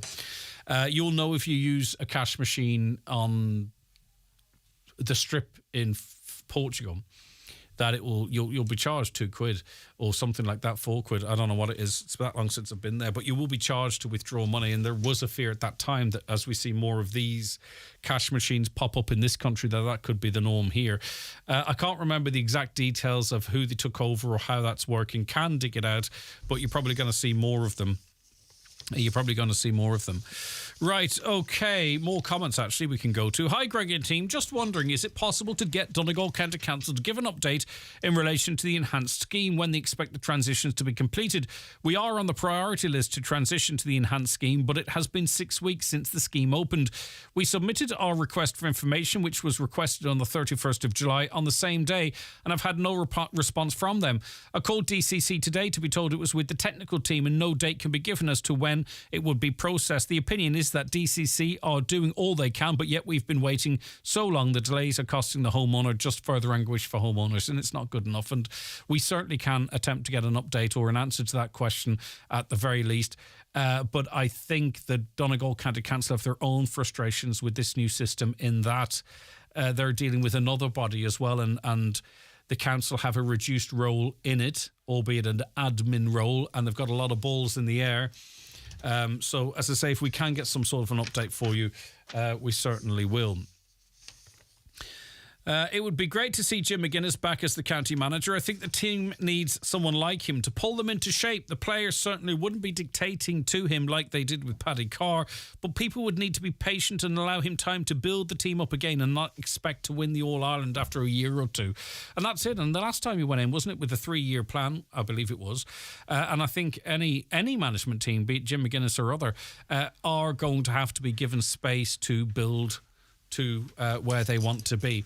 We shall see. We shall see. It's not always the best thing to do to go back. You'll know that in different parts of life. Sometimes it doesn't work out too well. People fed up financing Ukrainians and all the do-gooders be better looking after their own. If Tubridy was on the dole, it would be like, sure, pay us back a £5 a week. We're that confident in our job security. Another, I hope the story's out today that Jim McGuinness' return are true. He's the top man to bring Donegal to future glory. Hi, Greg. Helen McEntee, 10 million being spent on the Bank of Ireland. There was 10 million being spent on policing in Dublin. I'm not sure about the Bank of Ireland. I'll have to check into that. Greg spoke to a Ukrainian. This was exactly what they said. Your country's so kind. We get so much and don't have to work. Never get this at home. Okay, well, that was your experience, but at least you engaged with them. Is McGill putting the other side of the debate on the war in Ukraine? A recent survey of the Ukraine community said 60% of them would not return home after the war. Another, well, yeah, okay. My son was knocked down by a goat on the beach in Bundoran. Well, that's pretty random, isn't it? I kid you not. It happened, according to that listener. Right, 086 60 25,000 if you want to WhatsApp or text us, or give us a call on 07491 25,000.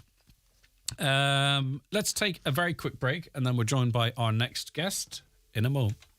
The 9 till noon show is brought to you by Letterkenny Credit Union, offering low-rate car loans with fast approval. Apply online at letterkennycu.ie or in office today. Harvest crisis as straw scarcity bites. For more in your Farmer's Journal, here's Paul Mooney. Tillage farmers in salvage mode as weather wreaks havoc on crops. What next for a rural political party? We hear from farmers and politicians. 63% of suckler farmers interested in cow reduction scheme. We crunch the numbers for the autumn wheeling trade. 8,000 farmers left in TAM's limbo. Huge demand for farm retirement scheme. And your complete back-to-school guide in Irish country living. All inside this week's Irish Farmer's Journal. You cannot afford to miss it. It's the Right Price Tiles and Wood Flooring 70% off sale. Get up to 70% off on all your purchases. Up to 70% off all tiles, all wood flooring, all bathware. Everything's reduced in store. The 70% off sale at Right Price Tiles and Wood Flooring. Stores nationwide. Sale now on. Don't miss the Kildare Fair this weekend at McCarry's Bar, Dunfanaghy. On Friday, there's a 5K with chip timing at 7:30. Saturday from 11, tractor and vintage car run followed by live music with Seamus Moore. Family Fun Day also on Saturday from 11 till 4. Weekend entertainment includes Bingo Loco, the Whistling Donkeys, Michael English, Dan McCabe and much more. All at the Kildare Fair. This ad is sponsored by Collision Assist, the Northwest's leading accident management and crash repair company. Getting married. Men's wedding suit packages are now 20% off. Book before August 31st. Evolve Clothing. Letterkenny Retail Park. Terms and conditions apply. Step back in time at the Donegal Vintage Club's 42nd annual Vintage Rally at Drumbarnet, Manor on the main road between Letterkenny and Derry this Saturday 19th. On display, stationary oil engines, vintage tractors, old machinery, a dog show, cars, lorries, collector's items and farm machinery. That's the 42nd annual Vintage Rally this Saturday at Drumbarnet, Manor.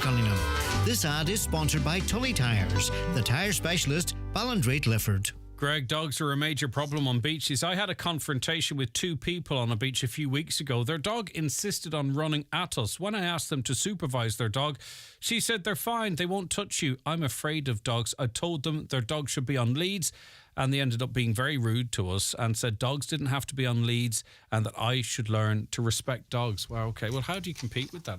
It's very difficult. Maura Toner is Donegal Engineering Network Executive and Donegal Food Coast Advisor at Donegal Enterprise. Good morning to you, Maura. Good morning, Greg. How are you? Good. It's great to have you on the programme. Right, okay, so there is a course out there now for those who might be thinking of starting a food business. Why this? Why now? Well, it's actually something that we run twice a year. And it's to basically help our food producers grow their businesses. So it'll give them a great insight as to the do's and don'ts of running a food business. We have an expert a food marketing expert called Conor Hyde from Bullseye Food Marketing, who will facilitate the program. And he will give them all the do's and don'ts. He will look at, for example, food market trends and drivers. He'll look at primary market research, packaging, every aspect of food production, legislation, etc. So, as I say, we ran it in March very successfully. We're running it again in September over 4 mornings. Right, so it is called the Food Starter Programme, and the objective, of course, according to the press release here, is to provide the participants with a base knowledge of what's involved in setting up a food business.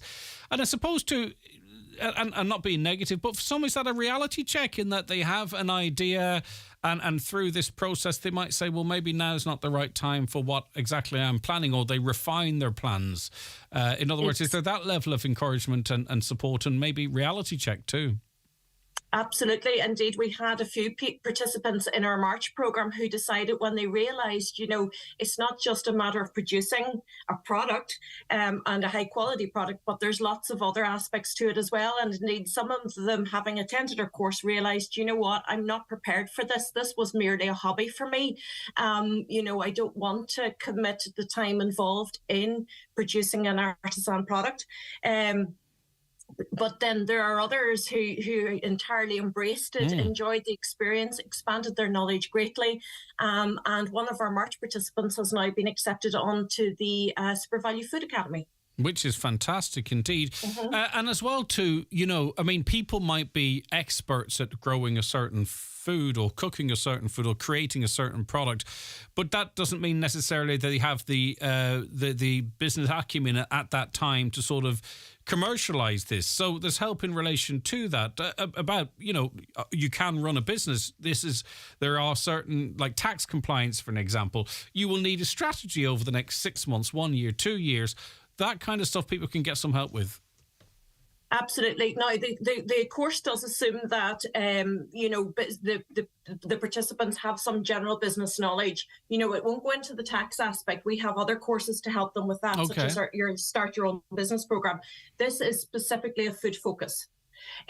So it is aimed at those who are either thinking of starting their business or those who are in their first 24 months of developing their product or Indeed. So in terms of running a business, you kind of, for this course, would need to know the basics, but there are other courses available as well. Okay, that's good information to have. And it's not also... just in relation to that, Greg, if I could come in, for those who have the little idea of the seed in the back of their head of, I have this product that I'd be making at home or whatever, or if they're starting to start a food truck or whatever, we have another course on the 30th of August called Thinking of Starting Your Own Food Business.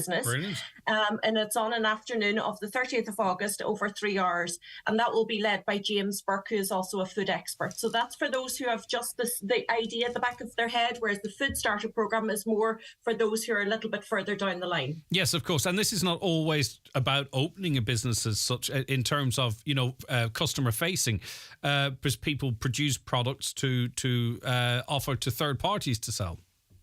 Exactly that. And I should say that with the Food Starter Programme, and I mentioned that our facilitator is Conor Hyde, the participants also get 4 hours one-on-one mentoring with Conor after they finish this course. So there are other aspects to it, and there's further support when they've completed the course with a one-on-one mentoring, which is invaluable with Conor Hyde because he has over 20 years of food marketing experience. Yeah, for sure. Now, and with that experience, you learn what works and also you learn sometimes what doesn't work as well, which is pitfalls that others can hopefully avoid through Conor's experience. So does that mean numbers are limited then with that commitment of a 4-hour one-on-one with Conor? I mean, it can't be open-ended, I presume. No, it's not. It's limited. And thank you for asking that. It's limited to 15 participants. 15. And I should also say that it's open to clients of the local enterprise offices in Leo and Sligo as well.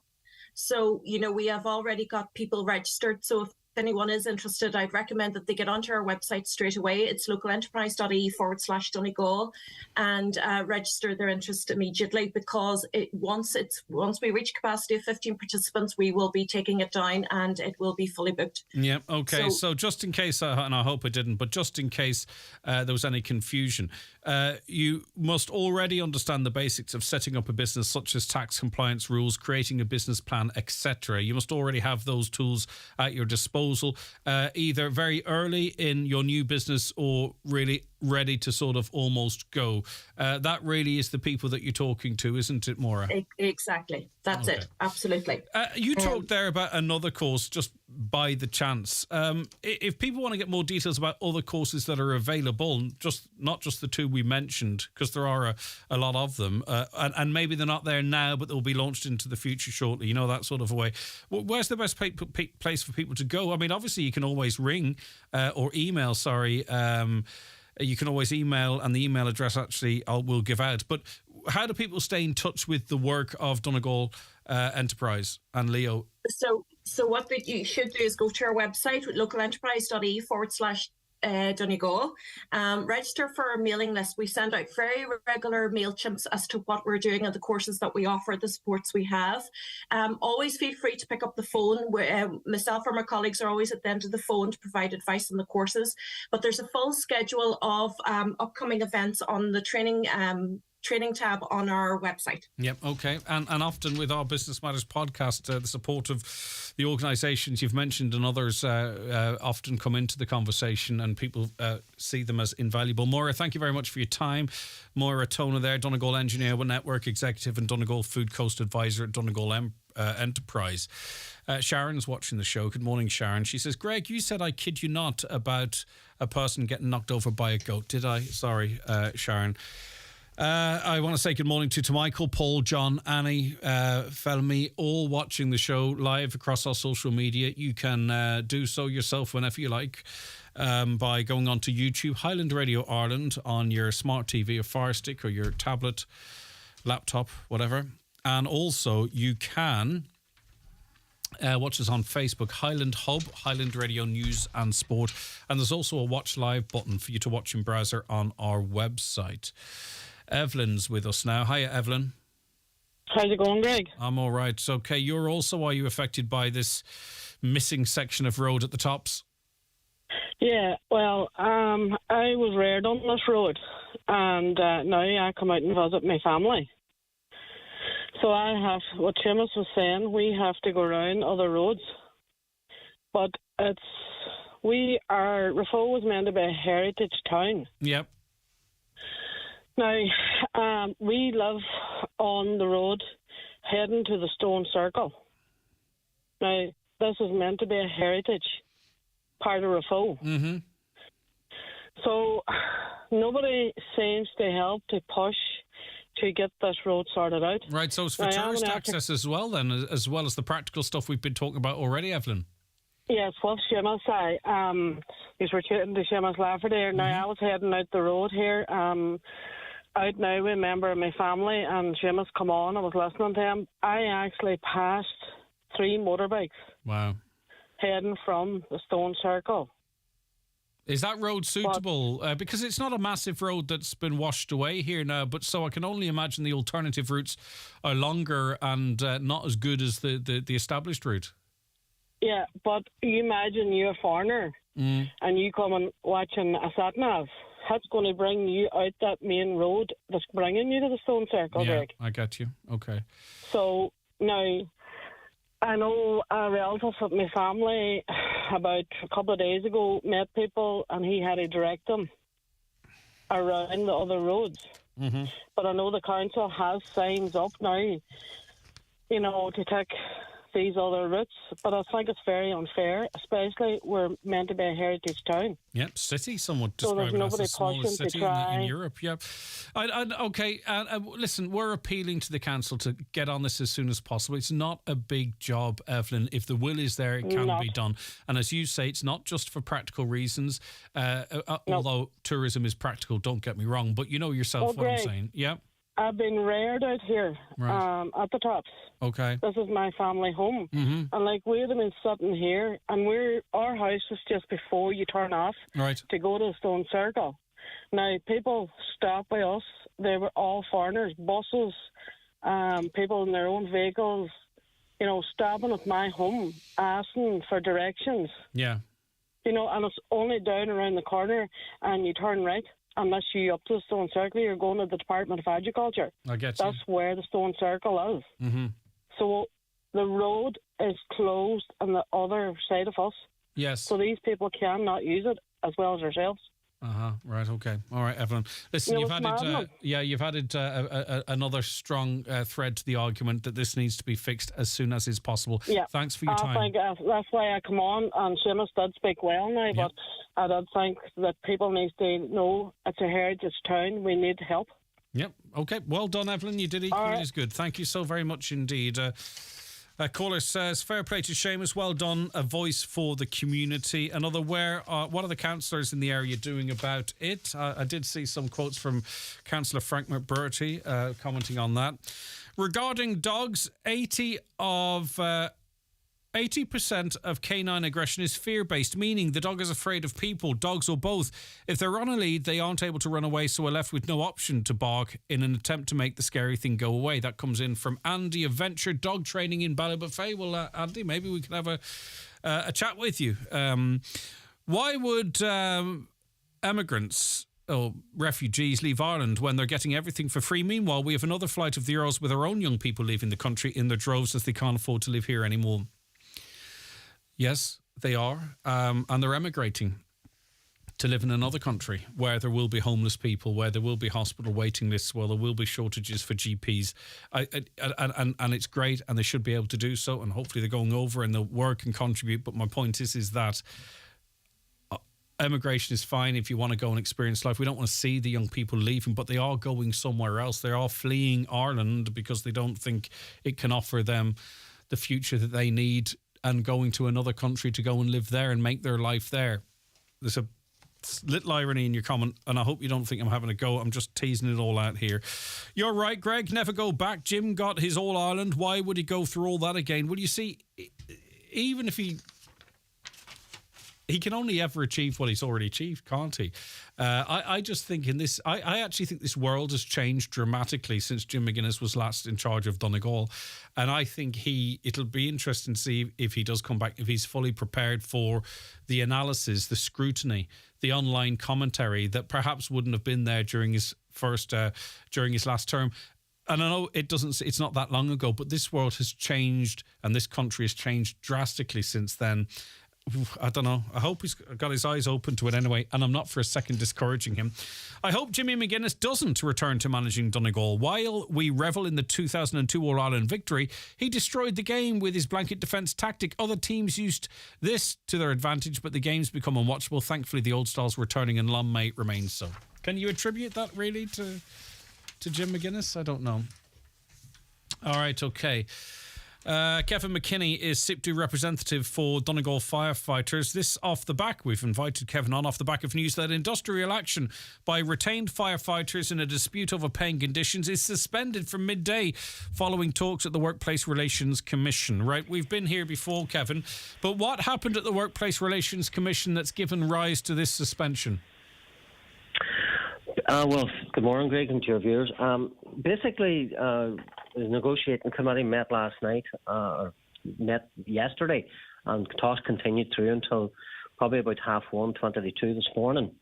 And there's a document now going to be prepared by the WRC. The detail of that document, as I'm made aware now at the moment, basically puts more value to the LRC Labour Court recommendation that was rejected, and it has to go now back to the members to be balloted on.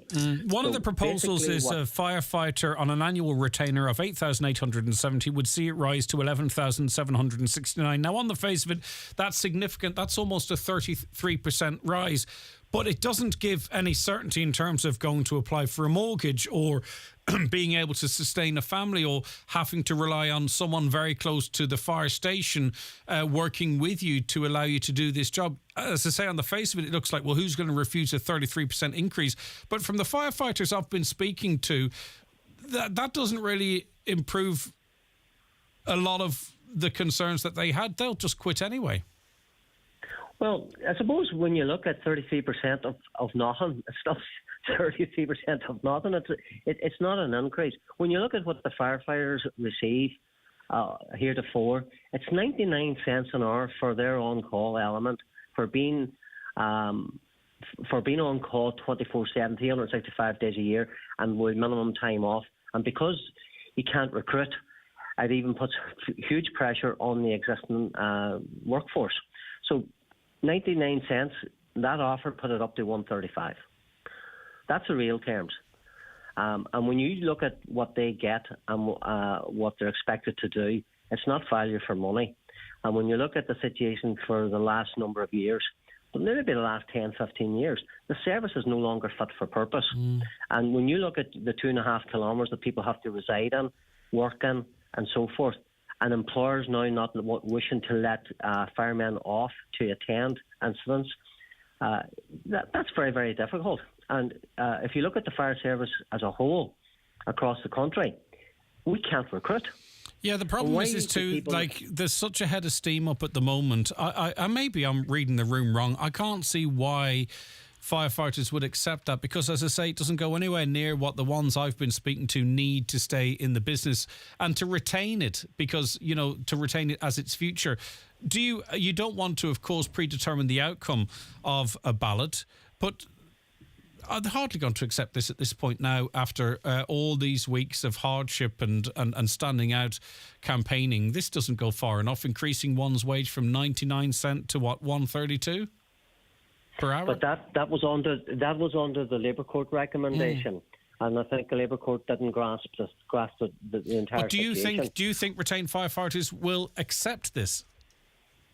This new offer, when you look at the detail of it, it will improve. Sorry, I beg your pardon. I'm referencing a previous offer. I beg your pardon. My apologies, Kevin. Yeah. What is the? Can you There's just a new offer? Go ahead. There's a new offer on the table as of last night. Both parties have agreed to suspend this. We would suspend the strike. The WRC will draw up the document in its entirety. The fire service personnel will be able then to assess it and look at what does that actually mean for them. And Greg, you have to understand, like, the fire service is made up of people who are employed, self-employed, and unemployed. And it's very difficult when you look at how do you balance this for three different types of workers within the service, and how do you retain them and recruit them? How do you entice people into the service? Well, let's be honest about it. You need a reasonable salary for the work that you do, not to be overpaid, but you certainly can't be taken for granted either. Okay, so now just, Kevin, we're right on the top of the hour. Do you have the details, or can you give us an indication of what the new offer is? Well, what the new offer seem, and I'm looking at what sort of we're looking at here at the moment, is giving a minimum rate of pay to the fire service personnel, and it seems to range from about 18,000 up to about between 27 and 31,000. Right, much more significant than the figures I was quoting. Yeah, and when we get that broke down to see what that actually means, what the department are saying is that, look, this is the first bite of the cherry. Under the public service agreement talks that are about to convene on probably at the end of September, start of October, that there will be a separate piece within that for the retained fire services as well. So there's a lot to play for here. And then there's a COIN report on top of that, all the recommendations that came out of that. So there's a lot of elements to this. So you have to judge them in their entirety. And when you see it written down in black and white, it's easier to say, right, what's the judgment? Brilliant. Okay. But the one thing I would say that's positive, and I think viewers need to understand, or listeners, sorry, is that the offer now is about going to the fire service as a national group, and that the national committee who negotiated on this took a unanimous decision last night, and that's important to understand. that they decided this was the best that could be achieved through the discussion and negotiation. And that's really important, the key in there. And we need to look at the details. You have to see how far the other side is prepared to go. And when you get to a point where this is as far as you go, that sort of then reframes your decision on voting for it or not. Thanks for bearing with me, Kevin, while I confused it with the old figures. My apologies for that. But we got there in the end. Take care of yourself. Thank you very much indeed. That's Kevin McKinney, who is SIPTU representative for the Donegal firefighters. Okay, it is 2 minutes past 11. It's time to get a news update. We say good morning now to Donald Kavanagh. Good morning, Donald. Thank you, Greg. Good morning. As you've been hearing, strike action by retained firefighters is being suspended from midday. It follows around 12 hours of talks between the union SIPTU and the local government management agency at the Workplace Relations Commission. The discussions around pay and issues relating to recruitment and retention of on-call firefighters ended in the early hours of this morning. Members will be balloted on a new set of proposals. Police and other emergency services have been at the scene of a two-vehicle road traffic collision on the Northland Road in Derry, with road users advised to seek an alternative route for their journey. Meanwhile, police in County Tyrone are appealing for information after a blue Lexus failed to stop for a mobile patrol in Clady at 22:11 on Sunday night. The Donegal-based president of the Garda Representative Association has welcomed the decision not to amalgamate Donegal into Sligo and Leitrim to create a new three-county Garda division, but says there are still some serious issues with the proposed new Garda operational model. Brendan O'Connor told Greg Hughes on today's 9 till noon show that growing centralisation and moving away from districts which have one superintendent in control will make policing less rather than more efficient. In particular, he expressed concern at the scrapping of the Milford Garda district, which is proposed. The responsibility will be shared between Letterkenny and Ballyshannon. The Emeritus Bishop of the Diocese of Clogher, Dr. Lee McDade, has died suddenly while on holiday in France. The 78-year-old, a native of Bundoran, was Bishop of Clogher from 2010 until his retirement due to ill health in October of 2016.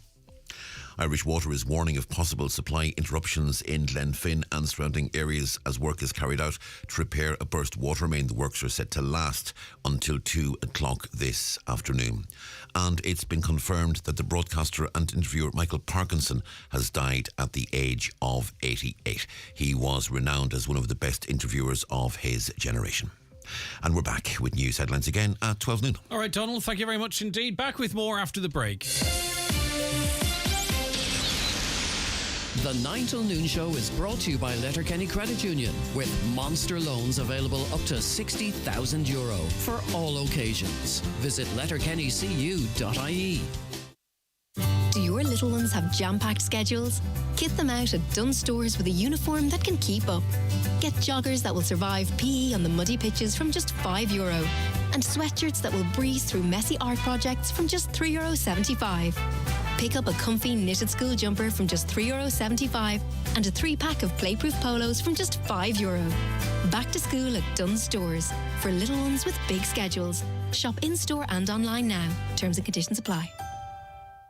Looking to upgrade your home appliances? Irwin's Expert Electrical have you covered. Purchase any AEG and Electrolux home appliance and get up to a whopping €250 cashback. Planning to buy more than one appliance? There are multiple cashback amounts waiting for you. The more you buy, the more you save. Visit Irwin's Expert Electrical today and discover the amazing savings. Offer ends August 28th. Join us at Conley's Volkswagen Letterkenny for our demo and ex-management vehicle sales event, taking place between the 14th and the 21st of August. Discover amazing offers on our Taigo, T-Roc and fully electric ID range, with stock available for immediate delivery. Offering a blend of discounts, low-interest financing and exclusive trade-in bonuses. We are also hosting an open evening in our dealership on Canal Road, Letterkenny, Thursday the 17th from 5 to 8 p.m. So pop in, speak to a member of our friendly team and test drive our Volkswagen demo range.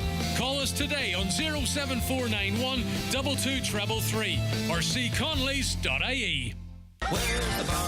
Bundoran presents Ireland's biggest indoor dancing festival, the World Matchmaking Festival, in 4 venues for 10 days, 10 nights, September 29th to October 8th. Starring 35 bands including Tumbling Paddies, Derek Ryan, David James, Declan Nerney, plus Blind Date and Speed Dating. Book now for accommodation and entertainment package deals. Log on to showtours.ie or call Showtours on 0818 300 888. Meet your match in Bundoran.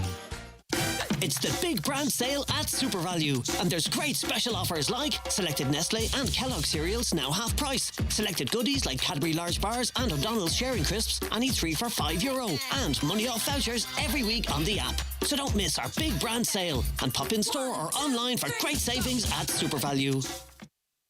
Okay, you're welcome back to the programme. We've stepped out of the studio now and into the garden, unfortunately metaphorically, because it does seem quite pleasant out there. Paul McLaughlin, gardener at Ballochder Garden Centre, joins us on the show right now. How are you getting on, Paul? Not so bad, Greg.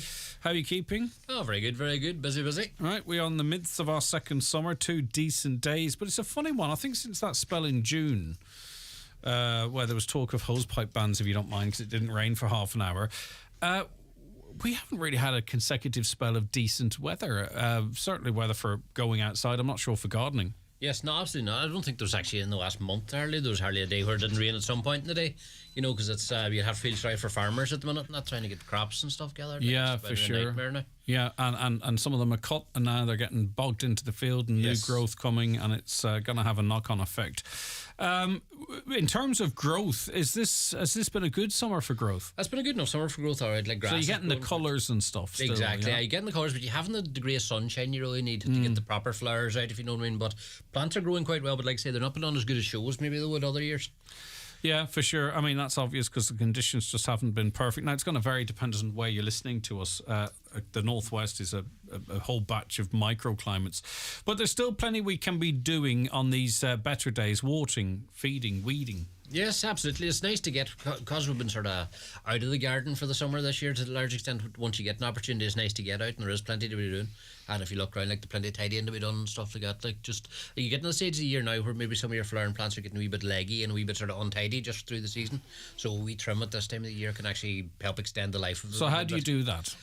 Generally just stand back and take a look at the plant and see if you see a bit that's growing sort of scraggly? But scraggly, yes, that's the word, what I got. But scraggly like that there, just take a wee look and just sort of reshape it, if you know what I mean. You may lose some of the flowering plants, you may lose the flowers for a week, but hopefully then they'll reinvigorate themselves and they could flower right up to Halloween. If we're looking now to sort of considering later in the year or next year for seeds and what have you, now's a good time to harvest seeds? Yes, absolutely. Some plants, like a lot of your perennial plants, like your poppies, your lupins, that sort of stuff will be sort of have gone to seed because they've done their job and they've flowered up for the summer. So now's a good idea to sort of keep an eye on what seed heads are there and gather. So what do you do then? Pretty much the likes of poppy seeds there, you have the very definite big seed head on it. Normally what you would do once it's dried out a bit is cut it off and say hang it up in your shed or something with a brown paper bag and under it, and the wee seeds, the wee seeds like you see on top of the bread, they'll fall down into the bag, and just keep them for next year. You have a grand new supply of plants, or trade them with your friends for other plants. All right, brilliant. And cuttings as well, with an eye on next year. Late summer's a good time to take cuttings, isn't it? Yes, in August there. So plants like your hydrangeas, that sort of stuff, or even some hedging plants, now's a good time if you're thinking of taking cuttings. Now's a perfect time to do it. And what do you do with them? Generally, what you would hope, what you would do is just take your cutting off the plant. Generally not a flowering part of the plant. Take about 9 inches of it or so, cut it off, take a few leaves off it, and stick it in the compost, and hopefully forget about it then until it performs or puts on roots. So you plant it indoors?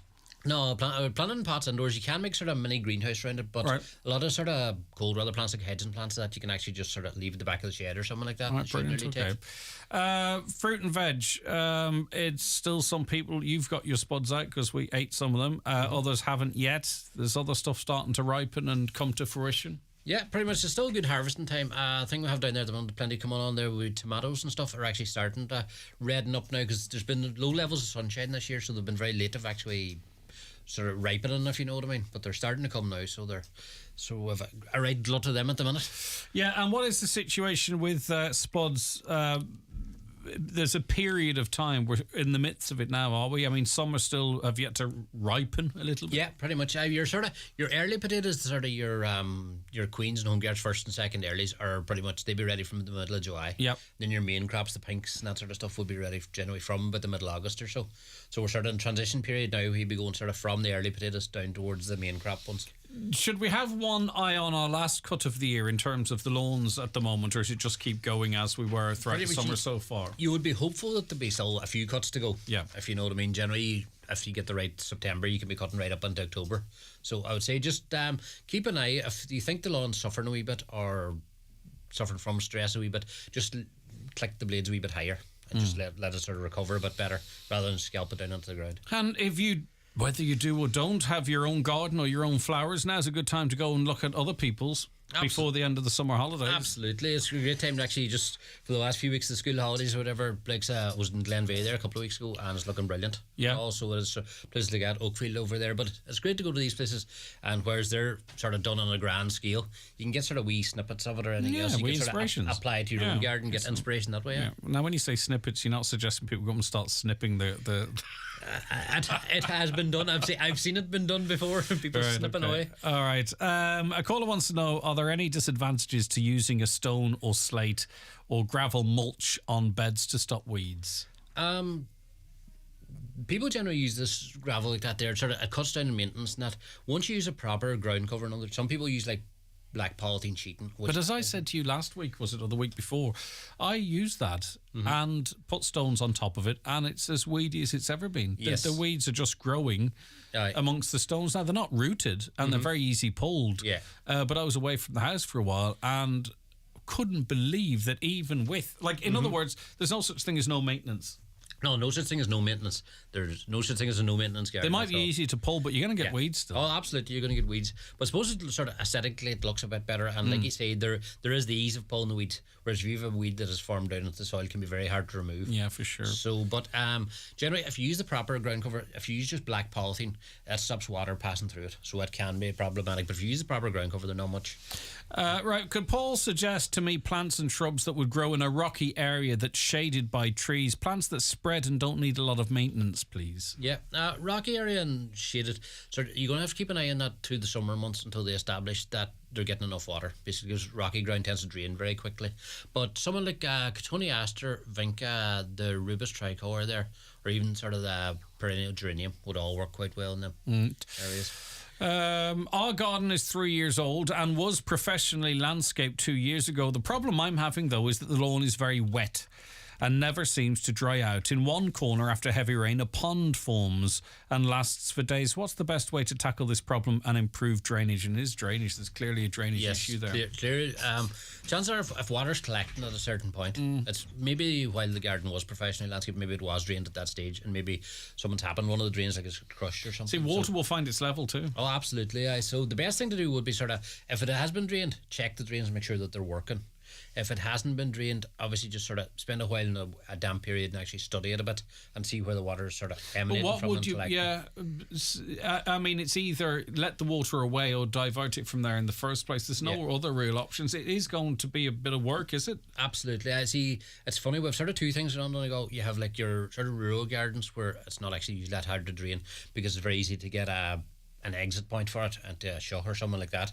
Whereas if you're in a more urban area, like in a housing estate, it can be very hard to actually get the water away because there is no place that you can put, apart from divert into storm drains or something like that, which generally involves cutting concrete and stuff like that. So just generally study it in a wetter period, and if it is a case it's collecting a point, you might have to dig that out. If there's no means of getting rid of the water, actually just dig a very deep hole and fill it full of stones and actually make a sump there at that point where it will eventually seep away. Okay. Or some people, if it's, that sounds like an extreme case. If it's not such an extreme case of a damp, if you actually plant a bit of wool in an area like that, they have the effect of drinking a while at it. So it actually would.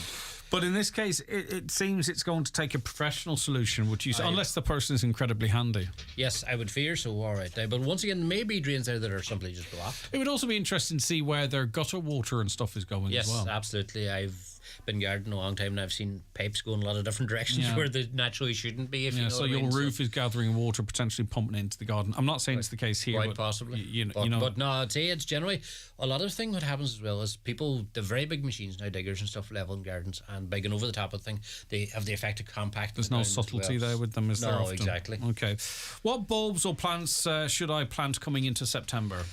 In September now, basically all your spring stuff will be available. They'll be coming into shops and garden centres in the next few weeks there. So your daffodils, tulips, alliums are very popular at the minute. So they are, even your snowdrops or crocuses. But autumn time for bulbs and stuff is just the ideal time. Like they're huge range there. All right, this crosses over with some advice from earlier on, but we'll ask the question so the answer is clear. Is it too early to do some cutting back of flowers? Cutting back of flowers, generally any sort of shrub or that has, if it has flowered and the flower is past, cut away at it. If it's still too flower, you can cut away at it, but the fact of the matter is you're going to cut off some of your flowers. So generally, once the plant is finished flowering, you can chop away. There's no point rushing it. You don't have to now. No. Really. Okay. I was thinking of getting my grandchildren involved in growing some plants, but I'm not great at it myself. What would be easiest to begin with for me and them? And when they talk about plants, wouldn't they get more fun going down maybe the vegetable route? But anyway, what do you think? Quite possibly. All right. That sort of depends. Can you imagine growing something though, and like a carrot, and then you can chop it up neat? Exactly, because a lot of the reason I got into sort of growing vegetables from my own kids too was actually, as well as showing them how the thing grows and everything, it actually engages them with their food. Yeah, and encourages them to actually eat the stuff whenever they've done it, if you know what I mean. So for something like that, there, if you're lacking space or anything, the likes of herbs is quite a good place to start. Them come very quickly from seed. Even the likes of your rocket, your basil, that sort of stuff will all come quite thing. Otherwise, if you're thinking more flowery stuff, you're getting into a perfect time because you have your daffodils, tulips and all that coming, which you have a relatively short period. You plant them now and they'll be up in the springtime. Yeah. And for kids as well, bulbs are actually very big and easy to handle, so the kids can really get engaged with them, if you know what I mean. Okay. So if you're going flowers, probably spring bulbs are perfect. Yeah, okay. And again, whilst we love you calling in to us, please don't be afraid to call into your local garden centre, be it Ballochderg, where Paul is or whatever, and actually have that conversation with them because, as I say, they're really enthusiastic and you'll get some great ideas face to face as well. But as I say, that's not to discourage you contacting us. What is the best time to kill off a lawn so as to reseed it next year? Yes. But would you not be sort of reseeding it towards the end of this year, no? You still could reseed in September. Once it gets very weather dependent at that stage. Right, to that stage. But generally, if you're chatting with killing off, chatting any sort of chemical things, generally use it and you can do nothing for 3 weeks. Right, so when's the best time to kill the lawn off? Well, if you're going to do it in September, you could actually do it now. So in other words, a month before you go into exactly a month before you do it. But by doing it at the back end of the year, you're running into the risk of whenever it wets, it's not going to dry again. Whereas if you do it in the springtime, it's going to actually, you have still the summer ahead where it's going to eventually dry up, if you know what I mean. So if it were you, when would you kill off the lawn and when would you reseed it? If the weather's with you, September's a perfect time because it actually establishes over the winter and you could use it next year. Right. Whereas if you do it in the spring, it's not really going to be that usable for the not summer months, if you know what I mean. So generally it's not too late to do it this year. Right, get it, start killing now. Okay. I'm part of a community group. How do I deal with eelworm in my tomatoes and potatoes? How do I stop blight spreading from my potatoes to my tomato plants? Many thank yous. Right, a few questions there. Generally, eelworms attacking potatoes and that sort of stuff, it's they're hard to get rid of, and especially without sort of using sort of chemical things. I was reading up actually because somebody asked me that earlier this year. But so the potato season, sort of for worms, that sort of has passed. If they're there and they're in them, if you know what I mean. So what you can do next year, actually, if you Google this for proper instructions, but in the soil where you're going to replant your potatoes, you get a plastic lunchbox, drill a few holes in it and fill it with porridge oats and actually bury it. And what will happen then is all the eelworms and that, because of no potato seed, will head for the porridge. And then after about a week or so, you just remove it and take it away that way. In terms of the blight, the best thing to do would be sort of, if your potatoes have blight, remove the tops from them at this stage, because generally the tops have nearly done their work anyway, and actually take them far away from the tomatoes, and hopefully that'll stop them. Do you know what's worse than finding an eelworm in your potato? Yeah, half one. You're right there, bye. What are these little black wiggly things that are in houses at the moment? It's probably the sort of, I don't know the technical term for them, probably damp worms is sort of the... That's what I call them. Right, yes, no, they're not a different name for them. Pretty much at this time of year, I think they're sort of more prevalent this year because of the damp weather, if you know what I mean. But they tend to sort of go into houses, but I don't think they do any wild harm. No, well, the horrible little... Yes, exactly, apart from... The thing is, though, if you've got a bright floor, you can see them. Yes, and black carpet. I started to grow tomatoes, but they're not maturing at all. Is it too late to rescue them, Paul? Absolutely not, no. Like I say, are starting to sort of turn now. If you know, it's only in the last week they have. Just the fact that we've had a lack of sunshine.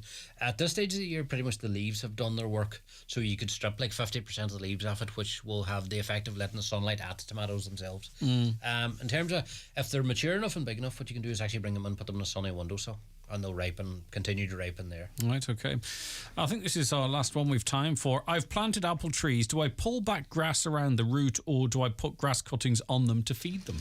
Right. Generally, we would advise not to be putting grass cuttings around plants. To actually Smothers feed them, does it? It sort of smothers them, but what it retains a lot of moisture, and the moisture lying against the trunk of the plant would tend to introduce a bit of rot and stuff like that.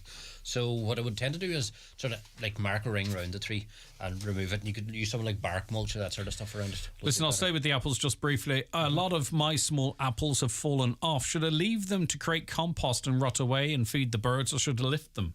To be honest, I would tend to lift them and take them away from the tree. You could still leave them out somewhere in the garden to feed the birds, but I would tend to take them away from the tree, because if a bird you're attracting the bird to eat the apple on the ground. Yeah. And once he's eaten that, he's going to see another one up in the tree and he's going to go for that. So I would take them maybe to another thing, or put them in your compost heap and you can use them again next year. I have a money plant, which I was given as a gift. Any advice on where to place it in the house and how much I should water it? Right, what's a money plant? Money plant's a wee sort of, I think it's a type of a succulent. It's a wee sort of dark green glossy leaf, but very popular for house plants. So it would be, they're quite nice now. So they are. Once again, don't take a while. They don't take a while out of care, but generally a plant like that, put it in sort of a windowsill that's not actually going to get a huge amount of sunlight, a huge amount of direct sunlight, and somewhere it's not going to get too sort of frosty in the winter time. Yeah. And then you could actually generally get into the habit of checking it maybe twice a week to see how damp it is, but no more than once or twice a week for watering, depending on the season. It's not a great present, is it? I was supposed to bring money, I think. There's tradition attached so to it's it. kind of got a greeny, whitey leaf, hasn't it? Yes, okay. So very good. It's quite pretty. Let me see if I can show the viewers who are watching here a picture of it. Here it is. But I think their tradition with it is generally you're given that and it's supposed to bring prosperity and money with it. Yeah. So maybe you'd prefer the money than the plant. I want to go and swim and run around naked in a money plant forest. That's a mental picture for the viewers. I'll just leave that one for you, Paul. You can take that home with you. Do with it what you wish. Right, Paul McLaughlin, gardener at Ballochder Garden Centre. That's located just down the hill from us here at the mountaintop towards Illistrin. And you can go and see Paul and the crew in there. And we encourage you to visit all your local garden centres with any questions, because they love helping people out there. Right, Paul, have a lovely one. Thank you very much. Bye-bye. See you later. The county's #1 talk show, The 9 till Noon Show on Highland Radio. The 9 till Noon Show with Letterkenny Credit Union, now offering mortgages from €40,000 to €600,000 with no hidden fees or transaction charges. Letterkenny Credit Union, 9102127. Big news! The Centra Big Brand Sale is now on, with big savings on the big brand names you love, like selected Fitzgerald's 5-pack bagels, €1 each, Robinson's Orange Fruit Shoot 8-pack only €2, and selected Kellogg's cereal half price, like Crunchy Nut 500 gram now $2.87. So shop smart, feel good. Centra. Live every day. Are you worried about trees on your property? Northwest Forestry Services Ballybuffet are fully insured and have over 40 years experience in dangerous tree removal, tree felling, surgery and stump grinding. For peace of mind, call Northwest Forest Services Ballybuffet for a no obligation quotation on 913233. On this week's Business Matters, I'm joined by the owners of Alexander's of Balbuffet, Joe and Tracy Alexander. So join me, Kieran O'Donnell, for Business Matters on Sunday evening after the 6 o'clock news. The Business Matters podcast is also available to download at highlandradio.com. Business Matters in association with ATU Donegal Faculty of Business. Now is the time to realise your potential by enrolling on the part-time degree in business. Only 3 years with 1 evening per week on campus and another online. Open up your future by contacting the faculty office on 9186206 or visit lyit.ie today. With electrified finance rates available exclusively at iMotors. Find out how affordable our used electrical vehicles are with finance rates from 3.9% on all used electrical vehicles at iMotors. Low finance, no fuel bills. Doesn't it sound like the perfect second car for your household? Call in to Letterkenny or Malin to find out more or visit imotors.ie. Highland Radio time checks with Expressway. Travel Route 32 from Letterkenny to Dublin when you book online and travel for less. Expressway, bringing you the time at... It's 25, nearly 26 minutes past 11. Good morning to you. Right, we're joined on the programme now by Programme Manager with See Her Elected, Dr. Michelle Marr. Good morning to you. Thank you so much for joining us. How are you keeping? Very good, Greg. I'm listening, making a list of things I need to do in my garden after listening to yourself and Paul there, and I'm off to move my money plant from its sunny position at the front door. Well, what am I going to run through naked now, Michelle? This is just unfair. I'm sorry about that. We'll have that discussion another time, Greg. Sometimes you forget you're poisoning people's minds at times with some of the things I come out with. Okay. Right, now, some workshops are upcoming on how to run in the local election starting in September 2023. We're sort of coming not to the end of, but to a crucial part of the work of a group like See Her Elected, where, you know, there's been lots of conversation to try and encourage people, lots of support to say, you know, you can do this if you want to do it. Now we're getting to the point where we want people to sort of, or you would want people to sort of start saying, right, I'm going to do this now, and I'm starting to sort of put more firmer plans in place. Is that kind of where we're at, do you think? Well, we have actually quite a lot of women. Some of them have started back in 2021 with us, who've been working away, but it's kind of 9 months to go now. And, you know, if you're sitting on the fence, it's time to get off it and come join us. So we have we're calling it a fast track. People who started in 2021 or 2022 were able to take preparing for the local elections at I suppose, a more leisurely pace. But we're accelerating things now and getting very real about this. So we have a guidebook which kind of serves as a textbook. It's free to download from our website, or I'm happy to post a copy out for free to anyone. And then the workshops kind of follow the format of that. And it's really practical, the nuts and bolts of what you need to do. And I think what's important about our workshops, first of all, they're all online. They're all free, but also we run the same workshop on 3 different days of the week, but at different times, to try and fit in with women's lives, rather than saying it's at 8 o'clock on a Monday and tough if that doesn't suit you. So we have, you can join us on a Monday at 8. You can also join us at 7 a.m., which is very popular at the early birds on a Wednesday morning, or lunchtime on a Thursday. And there's 7 workshops running from that week commencing the 18th of September right through to Christmas.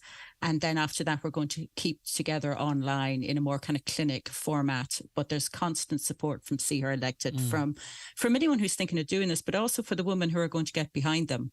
And I think that might be kind of a little, if you thought 3 or 4 of your mates knew how elections work and what needs to go into a campaign strategy, it might just be the little push you might need to go for it yourself. And there are plenty of women in Donegal who are giving this a good bit of thought, and I think I'm optimistic we're going to see Lifford looking a little bit different come next June. Yeah, I can't see why anyone might not welcome that, to be honest with you. I think and this is no disrespect to those that are there, but the more reflective an elected body is of the population, the better, I think, for democracy and seeing all represented. And as I say, that's not doing anyone a disservice. It's a fact of life, though, we're at. Okay, so recently you've been hearing the views of women in rural Ireland preparing for next year's elections. And I think where we're at now is you're going to have a thick skin or ignore what goes on, because unfortunately we can talk about online versus in person. Maybe there's problems in both. Online has got significantly worse even since the last time I spoke to you. If you put yourself out there, you are going to have people that say stuff about you. You're going to have people that try and take you down. And that is just the way it is. Now, you can ignore it, and if you can, fair play. But you made a submission recently, or made some commentary in relation to this. So talk to us about what you've been hearing from women, and I suppose really what you believe might be able to be done, if anything. Yeah.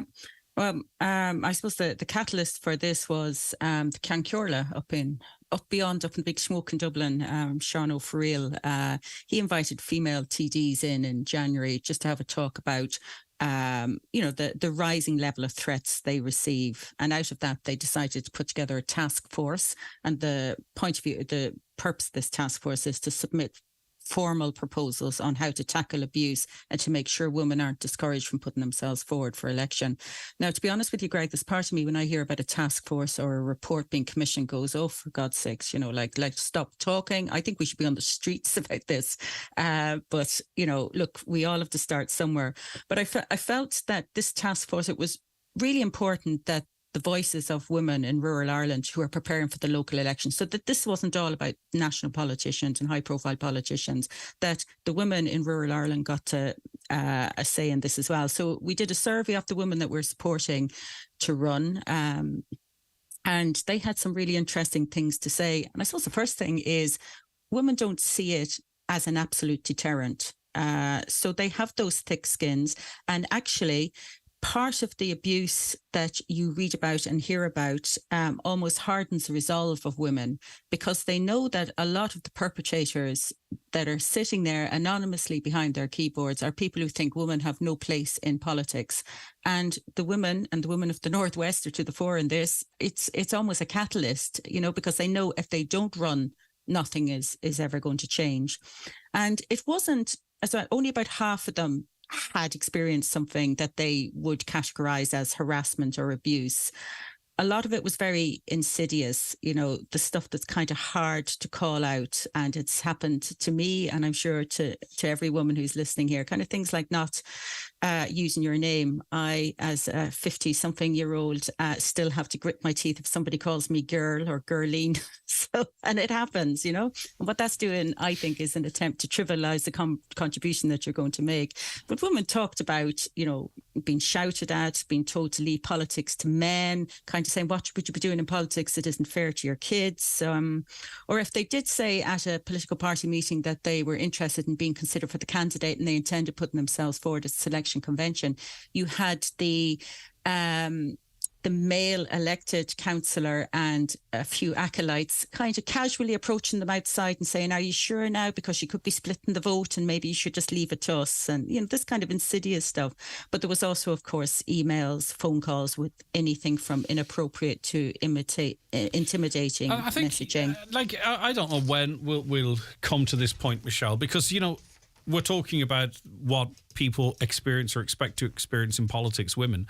But it goes right across society. And I think there comes a point where we as a people have to decide what kind of country we want to live in. Do we accept that if you're a woman, or you're going to get a certain level of abuse, or you're going to have to take it, or your skin's going to have to thicken up? Or do we start calling it out and make holding those views, and they are by the absolute minority, we would hope, and mostly anonymous, so outrageous that they are confined to a random Telegram channel somewhere? I just think, we can't all as a collective sit back and just say, right, well, this is the way it is, because this is the world our kids and their kids are coming into here. So even outside of politics, I think we all have to get together and say, there's no point being the quiet majority anymore, I don't think either. I think we really just, even beyond the politics, in any area of life, we need to sort of say, well, what country do we want for ourselves, for our children and their children? And we're close to that point now. I think we're close to a tipping point, if not already over it. And I think people like yourself in the media, and that's quite a clarion call you've just made there, and I'm behind you on supporting that. I when are we going to say, enough of this, I think political parties, certainly in what women fed back to us so that we could feed it into the task force, the political parties came out as kind of pretty critical in all of this, because a lot of that kind of insidious stuff was happening at meetings. So they were either poorly chaired, or the chair wasn't able to recognise a gender-biased comment when it was hit him in the face. And I'm assuming most of the chairs would be male in that. But, so I think political parties need to stop paying lip service. They talk a good talk, but are they really creating a real welcoming environment for women? And that's going to take some leadership here, because there's an element to turkeys voting for Christmas in all of this as well. In that, there is, you know what I mean? So it's going to take brave and bold local leadership. Yeah, it is. And one of the other aspects that women talked about was, education being vitally important in this, be that telling our young lads in a school setting that somehow that Andrew Tate isn't the hero they may think he is, and but also really kind of the valuable work of politicians. So we kind of, we fall into kind of a lazy, sure, that useless shower across in Lifford, and and actually, do we know what they do? And I think what we try to do and see her elected is go through what a typical job of a county councillor is, and I would dare anyone to leave See Her Elected politics class without some kind of, it may be grudging, but certainly an admiration for the workload of a county councillor. And I think too, it's like a lot of things in life, you know, people shouldn't be threatened. People wanting a voice or representation is an attempt to take over. It's an attempt for equality, for fairness, for equal treatment. Yeah, it is. You know, and people be threatened by that, but it's anyway. Yeah, I sound terribly woke, but it's generally held views. I'm not threatened by. I'm not threatened by a more representative council. I don't feel it's going to, you know, as a heterosexual white male that you know, all of a sudden my future is over. You know. Yeah. Well, I often wonder, would the men at Donegal stand for it if it was the other way around? If there was only 4 men sitting over in Lifford and a room full of women, if there had there's only ever been 11 women elected to Donegal County Council in total since the beginning of the state, you know, would the men at Donegal stand for that? Or would they be saying, hang on a minute, we live here too, we have a voice, we have something valuable to say here, you know? So it's not about women being better than men or men being better than women. It's about having a council that looks like the people it represents, with all of the valuable knowledge each and every one of us in our own wee different way has from living our lives in Donegal. All right, okay. So if women are interested in joining the election workshops, how do they go about doing so? And really, at what stage of the decision-making progress, Michelle, do you think they should be at? Women themselves. Yeah. I think if they could join our workshop. First of all, the easiest way to find us is our website, which is seeherelected.ie, and everything, including my phone number, is there. And I'm always very happy to chat to anyone who's mulling this over. Kind of, if you're in the mulling it over, you're sitting on the fence. If you're the kind of woman who thinks somebody should do something about that, well, why not you? And that's the challenge I would say to any woman listening here today. Like, why not you? Come along, sign up for our workshops. They're free, they're online. There's a choice of days and times. I hope one of them suits you, and hear what's involved and hear about the level of support that's there for you. And then that'll set you up. It'll be late in the day, but if you're hitting the road on the 1st or 2nd of January, you still have those 5 months under your belt to make a decent fist of it. So all right, that's my call to the women of Donegal. Lovely stuff. Great to chat to you as always. Take care of yourself. Bye-bye. That's Dr. Michelle Marr, who's Programme Manager with See Her Elected. 086 60 25,000. Now, Oisín Kelly's going to be joining us shortly to mull over what seems to be speculation as it relates to whether or not Jim McGuinness could return as Donegal Senior Football Manager. So stay tuned for that conversation. Let's get involved in it. Watch the show live now on YouTube, Facebook and at highlandradio.com. The 9 till noon show is brought to you by Letterkenny Credit Union. Digital loans now available. Apply online or via our app today and get your loan transferred directly to your current account. Enhance your skills with SafeTech's part-funded training programs. At SafeTech, we provide courses including first aid, roadworks, people moving and handling, confined spaces, electrofusion and machinery training for Ireland and UK sites. Also online programs such as water hygiene, construction supervisors, safety reps and much more. If you have a group for training, SafeTech will go to you. Contact SafeTech today at safetech.ie and take the first step towards upskilling and safety compliance. It's the Right Price Tiles and Wood Flooring 70% off sale. Get up to 70% off on all your purchases. Up to 70% off all tiles, all wood flooring, all bathware. Everything's reduced in store. The 70% off sale at Right Price Tiles and Wood Flooring. Stores nationwide. Sale now on. Donegal Pro-Life Annual Churchgate Collection takes place this weekend, the 19th and 20th of August. If you are available to help, please contact Margaret on 089 24 69 599. Choosing the perfect stove is a big decision. Here at Charles Bunner & Sons Ballybuffet, we are one of Ireland's leading dealers in stoves and ranges in a variety of styles and sizes at exceptional prices. And with our professional advice, we're sure we'll find the perfect one just for you. So call 074 9131 700 or visit thestovestore.ie. Join Home Instead and make a difference in older people's lives. Home Instead Hiring Week is Monday the 14th to Friday the 18th of August. For event details or to apply now, visit careers.homeinstead.ie. Home Instead, to us it's personal. The race for the Dr. Maguire Cup begins this weekend. The Donegal Senior Championship gets up and running, and you can follow the competition right through to the final here on Highland. Join us on Sunday Sport as we bring you the latest from the opening round of games, including our feature match at Mahragallen, Gidor versus hosts McCool's. The championship on Highland with Highland Motors Letterkenny. Travel in style and comfort class in the Citroen C5 Aircross. Available for immediate delivery in diesel, petrol and hybrid. Now, just to let you know, tomorrow on Letterkenny's Main Street, we'll be broadcasting this programme live. It's at the launch of the Letterkenny Music Festival, which is also in conjunction with Letterkenny's first Pride Festival. Both committees have a jam-packed weekend of music and fun for everyone taking place this Friday, Saturday and Sunday in and around the Main Street. So we're going to be there live from 9. Friday panel with us as usual, but after that, plenty of conversation and hopefully some music and stuff. Further to that, and this is one for your diaries, and particularly if you're travelling to London or living in London, we've done it a couple of years now. We are broadcasting live from the London Irish Vintage Club on Sunday the 3rd of September 2023 from 12 noon until 2 p.m. So it's going to be a special show. It's going to be available for you to listen on the radio, watch on your smart TVs and that as well. We'll tell you more about that close to the time. But if you're over in London, reach out to us here. Email comments@highlandradio.com or give us a call. It'd be great to chat to you when we're over there, or maybe you perform over there or have a story, a Donegal connection, anything like that there. I'd love to engage with you when we're over. So yeah, email comments@highlandradio.com. You can even contact me on my Facebook page. Maybe that's easier, or whatever. Maybe you perform or whatever and you're going to be there, or you want to have a chat to us, whichever it is. We're looking forward to being over there anyway, because I have something I think is really important. There's no point always talking about the diaspora, and this sometimes you have to go over and see people where they are, and that's what we love doing. And it's thanks to our friend Brendan Vaughan as well, who helps facilitate that. More on that anon. I want to say hello to Nora first. Hi, Nora. Oh, good morning, Greg.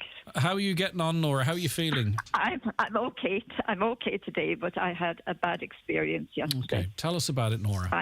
I was in Dublin for an infusion, a treatment which I attend every 10 weeks. It's a chemotherapy. And I go down the night before, stay with my sister, and she takes me to the hospital in the morning. Had my treatment, sit on a chair for many hours on an infusion, and then make my way into Busaras.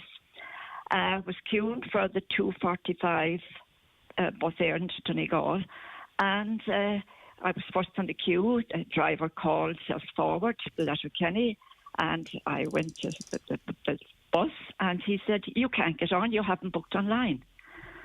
And I said, "Please, I'm just coming from hospital after treatment. I have to get home." He said, "No, you're not getting on this bus. You haven't booked online."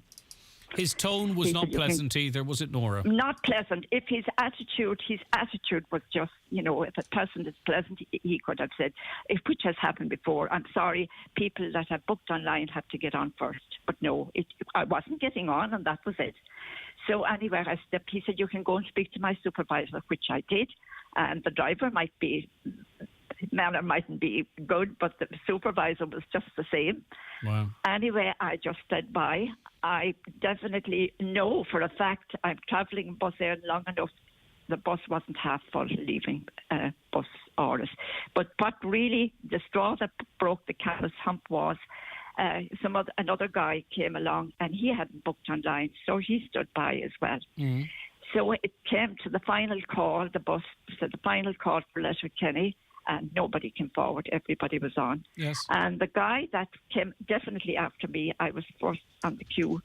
He went to him, took him on board, completely ignored me, didn't even look at me, closed the door of the bus and away. Oh, my word! You were treated like an animal. That's terrible. No respect. And exactly. When I left the hospital that day, they said, "Just leave on your armband." My blood pressure was a bit low. Right. I had walked around the ward and that before I left to make sure I was okay. Uh-huh. So you'll have to go. He said it's only €2 to book online for the next bus, which I had to do. Stay at Busaras isn't the nicest place to be either, if you know Busaras. Yes, I do. I just went and had a cup of tea, and had to wait for the next bus. And there was no consideration for you having just left hospital. But I think the real sting in the tail here is this other person who also didn't appear to have booked online was taken onto the bus almost as a two-fingered salute to say, we're in charge here to you. Yeah, you're not getting on, as he had said to me. Just from the very minute he said, you're not getting on this bus. You haven't booked online. Go and book for the next bus. It's only €2. It's not the €2, but it's just the inconvenience. I just wanted to sit and get home. Do you know, there's a big story at the moment about, it's in every paper and it seems to have been on every radio show about an elderly couple who didn't print out the right form and they were charged €160 by Ryanair or something like that there.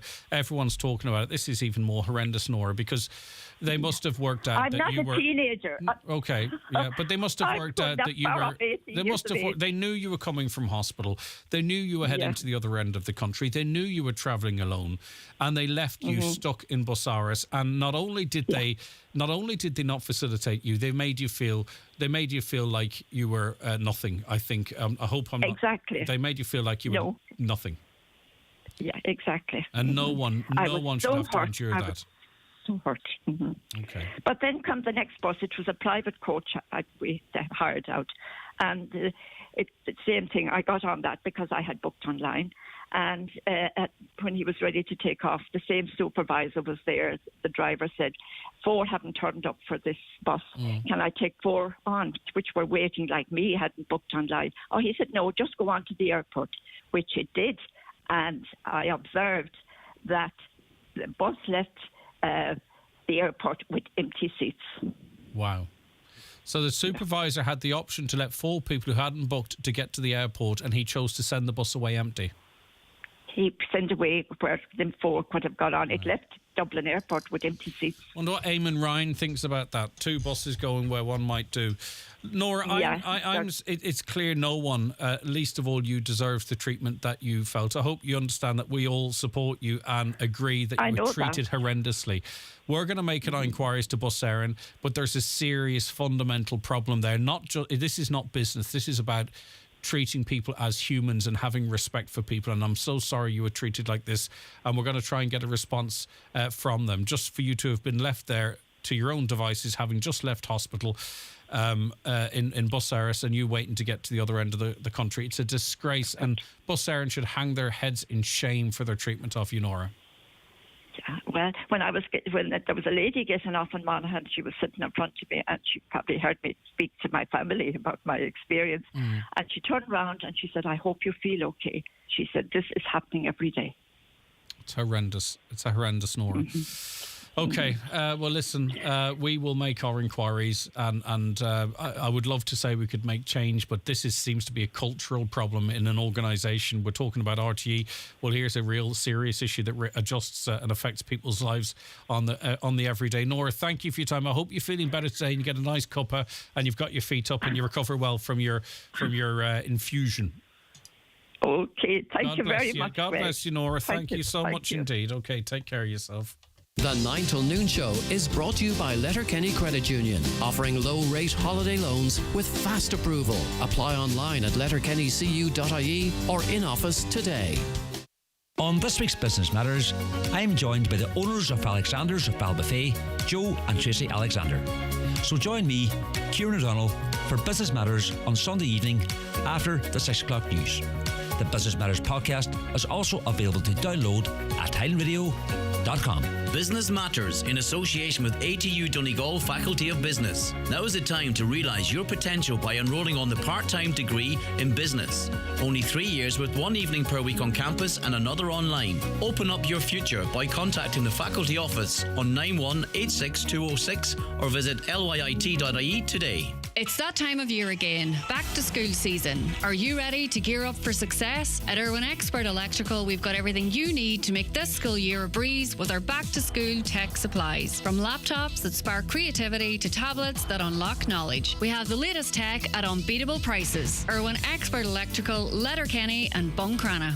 Looking for the best place in the Northwest to get a bed or mattress? Restex Beds and Mountaintop Letterkenny has a great selection and great prices. Restex Beds has everything you need for a good night's sleep. Visit them today and sleep better tonight. Get ready for an extraordinary summer at Manor Motors. Rev up your excitement with a brand new Opel, exclusively available at their showroom. Discover their stunning range of Opel cars and commercials during their electrifying Open Road event. Don't miss out on their sizzling summer offer. 4.9% finance and 3 years free servicing on selected models. Seize this perfect opportunity to secure an unbeatable deal at Manor Motors, the #1 Opel destination in the Northwest. All right, is Jimmy gonna be winning? Is Jimmy gonna be winning matches and games? Who's to say? Speculation is growing locally, nationally, that Jim McGuinness may be appointed as Donegal manager as soon as before the end of this month. Hey, whoever is put in there, far better they go in before the start of the championship, though that's not going to happen, but at least in the early stages of it. Our head of sport at Highland Radio, of course, is Oisín Kelly. Where's this speculation coming from, Osh? It's been building over the last number of weeks, Greg.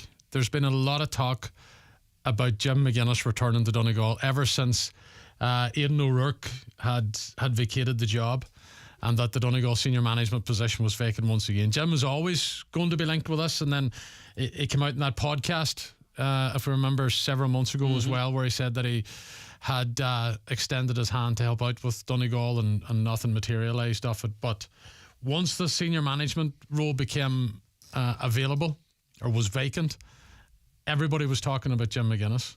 The one thing about that is, now we don't know if Jim has applied for the job.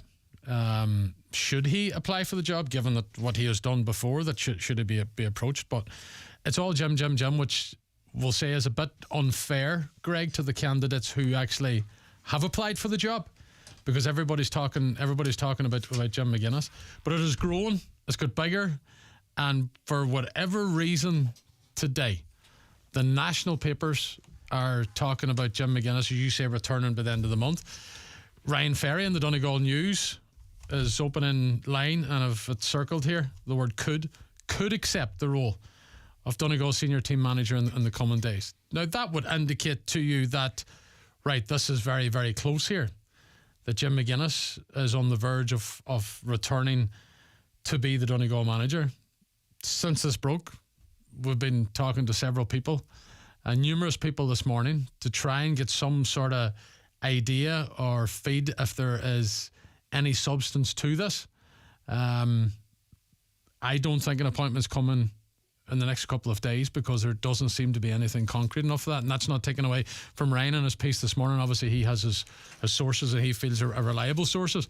But there's just so much talk about Jim McGuinness. Yeah. Well, I mean, in political terms, and I'm not saying any journalists are complicit in this, but we don't even know if the selection committee has even, of course, has talked to Jim McGuinness. But what we do see in political terms sometimes is kite flying. Yeah. So you put something out there. It's a big kite today. It is a big kite. Yeah. It's a big kite with Jim McGuinness's head on it. But you put something out there today, and you see, well, what's the story? Because I'm sure Jim McGuinness would very much be interested in seeing, and I'm again not suggesting he's behind this, the lay of the land. Because, as I said a little earlier in the show, we're in a very different world now to when he was last in charge in terms of social media scrutiny, fans' expectations, the structures of the game, how the game is played, the players that are available to him. It's a different world now. Mm-hmm.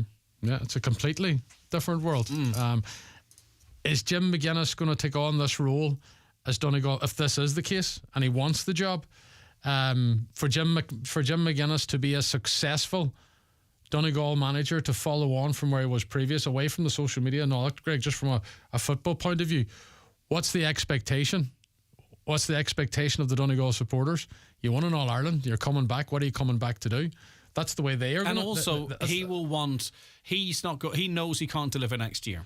So if he were to be tempted back, presumably it would be a minimum 3 years that he would look for. At the very, very least. At the minimum. At the very, very, he has to be given at the very least that. What's he at the moment?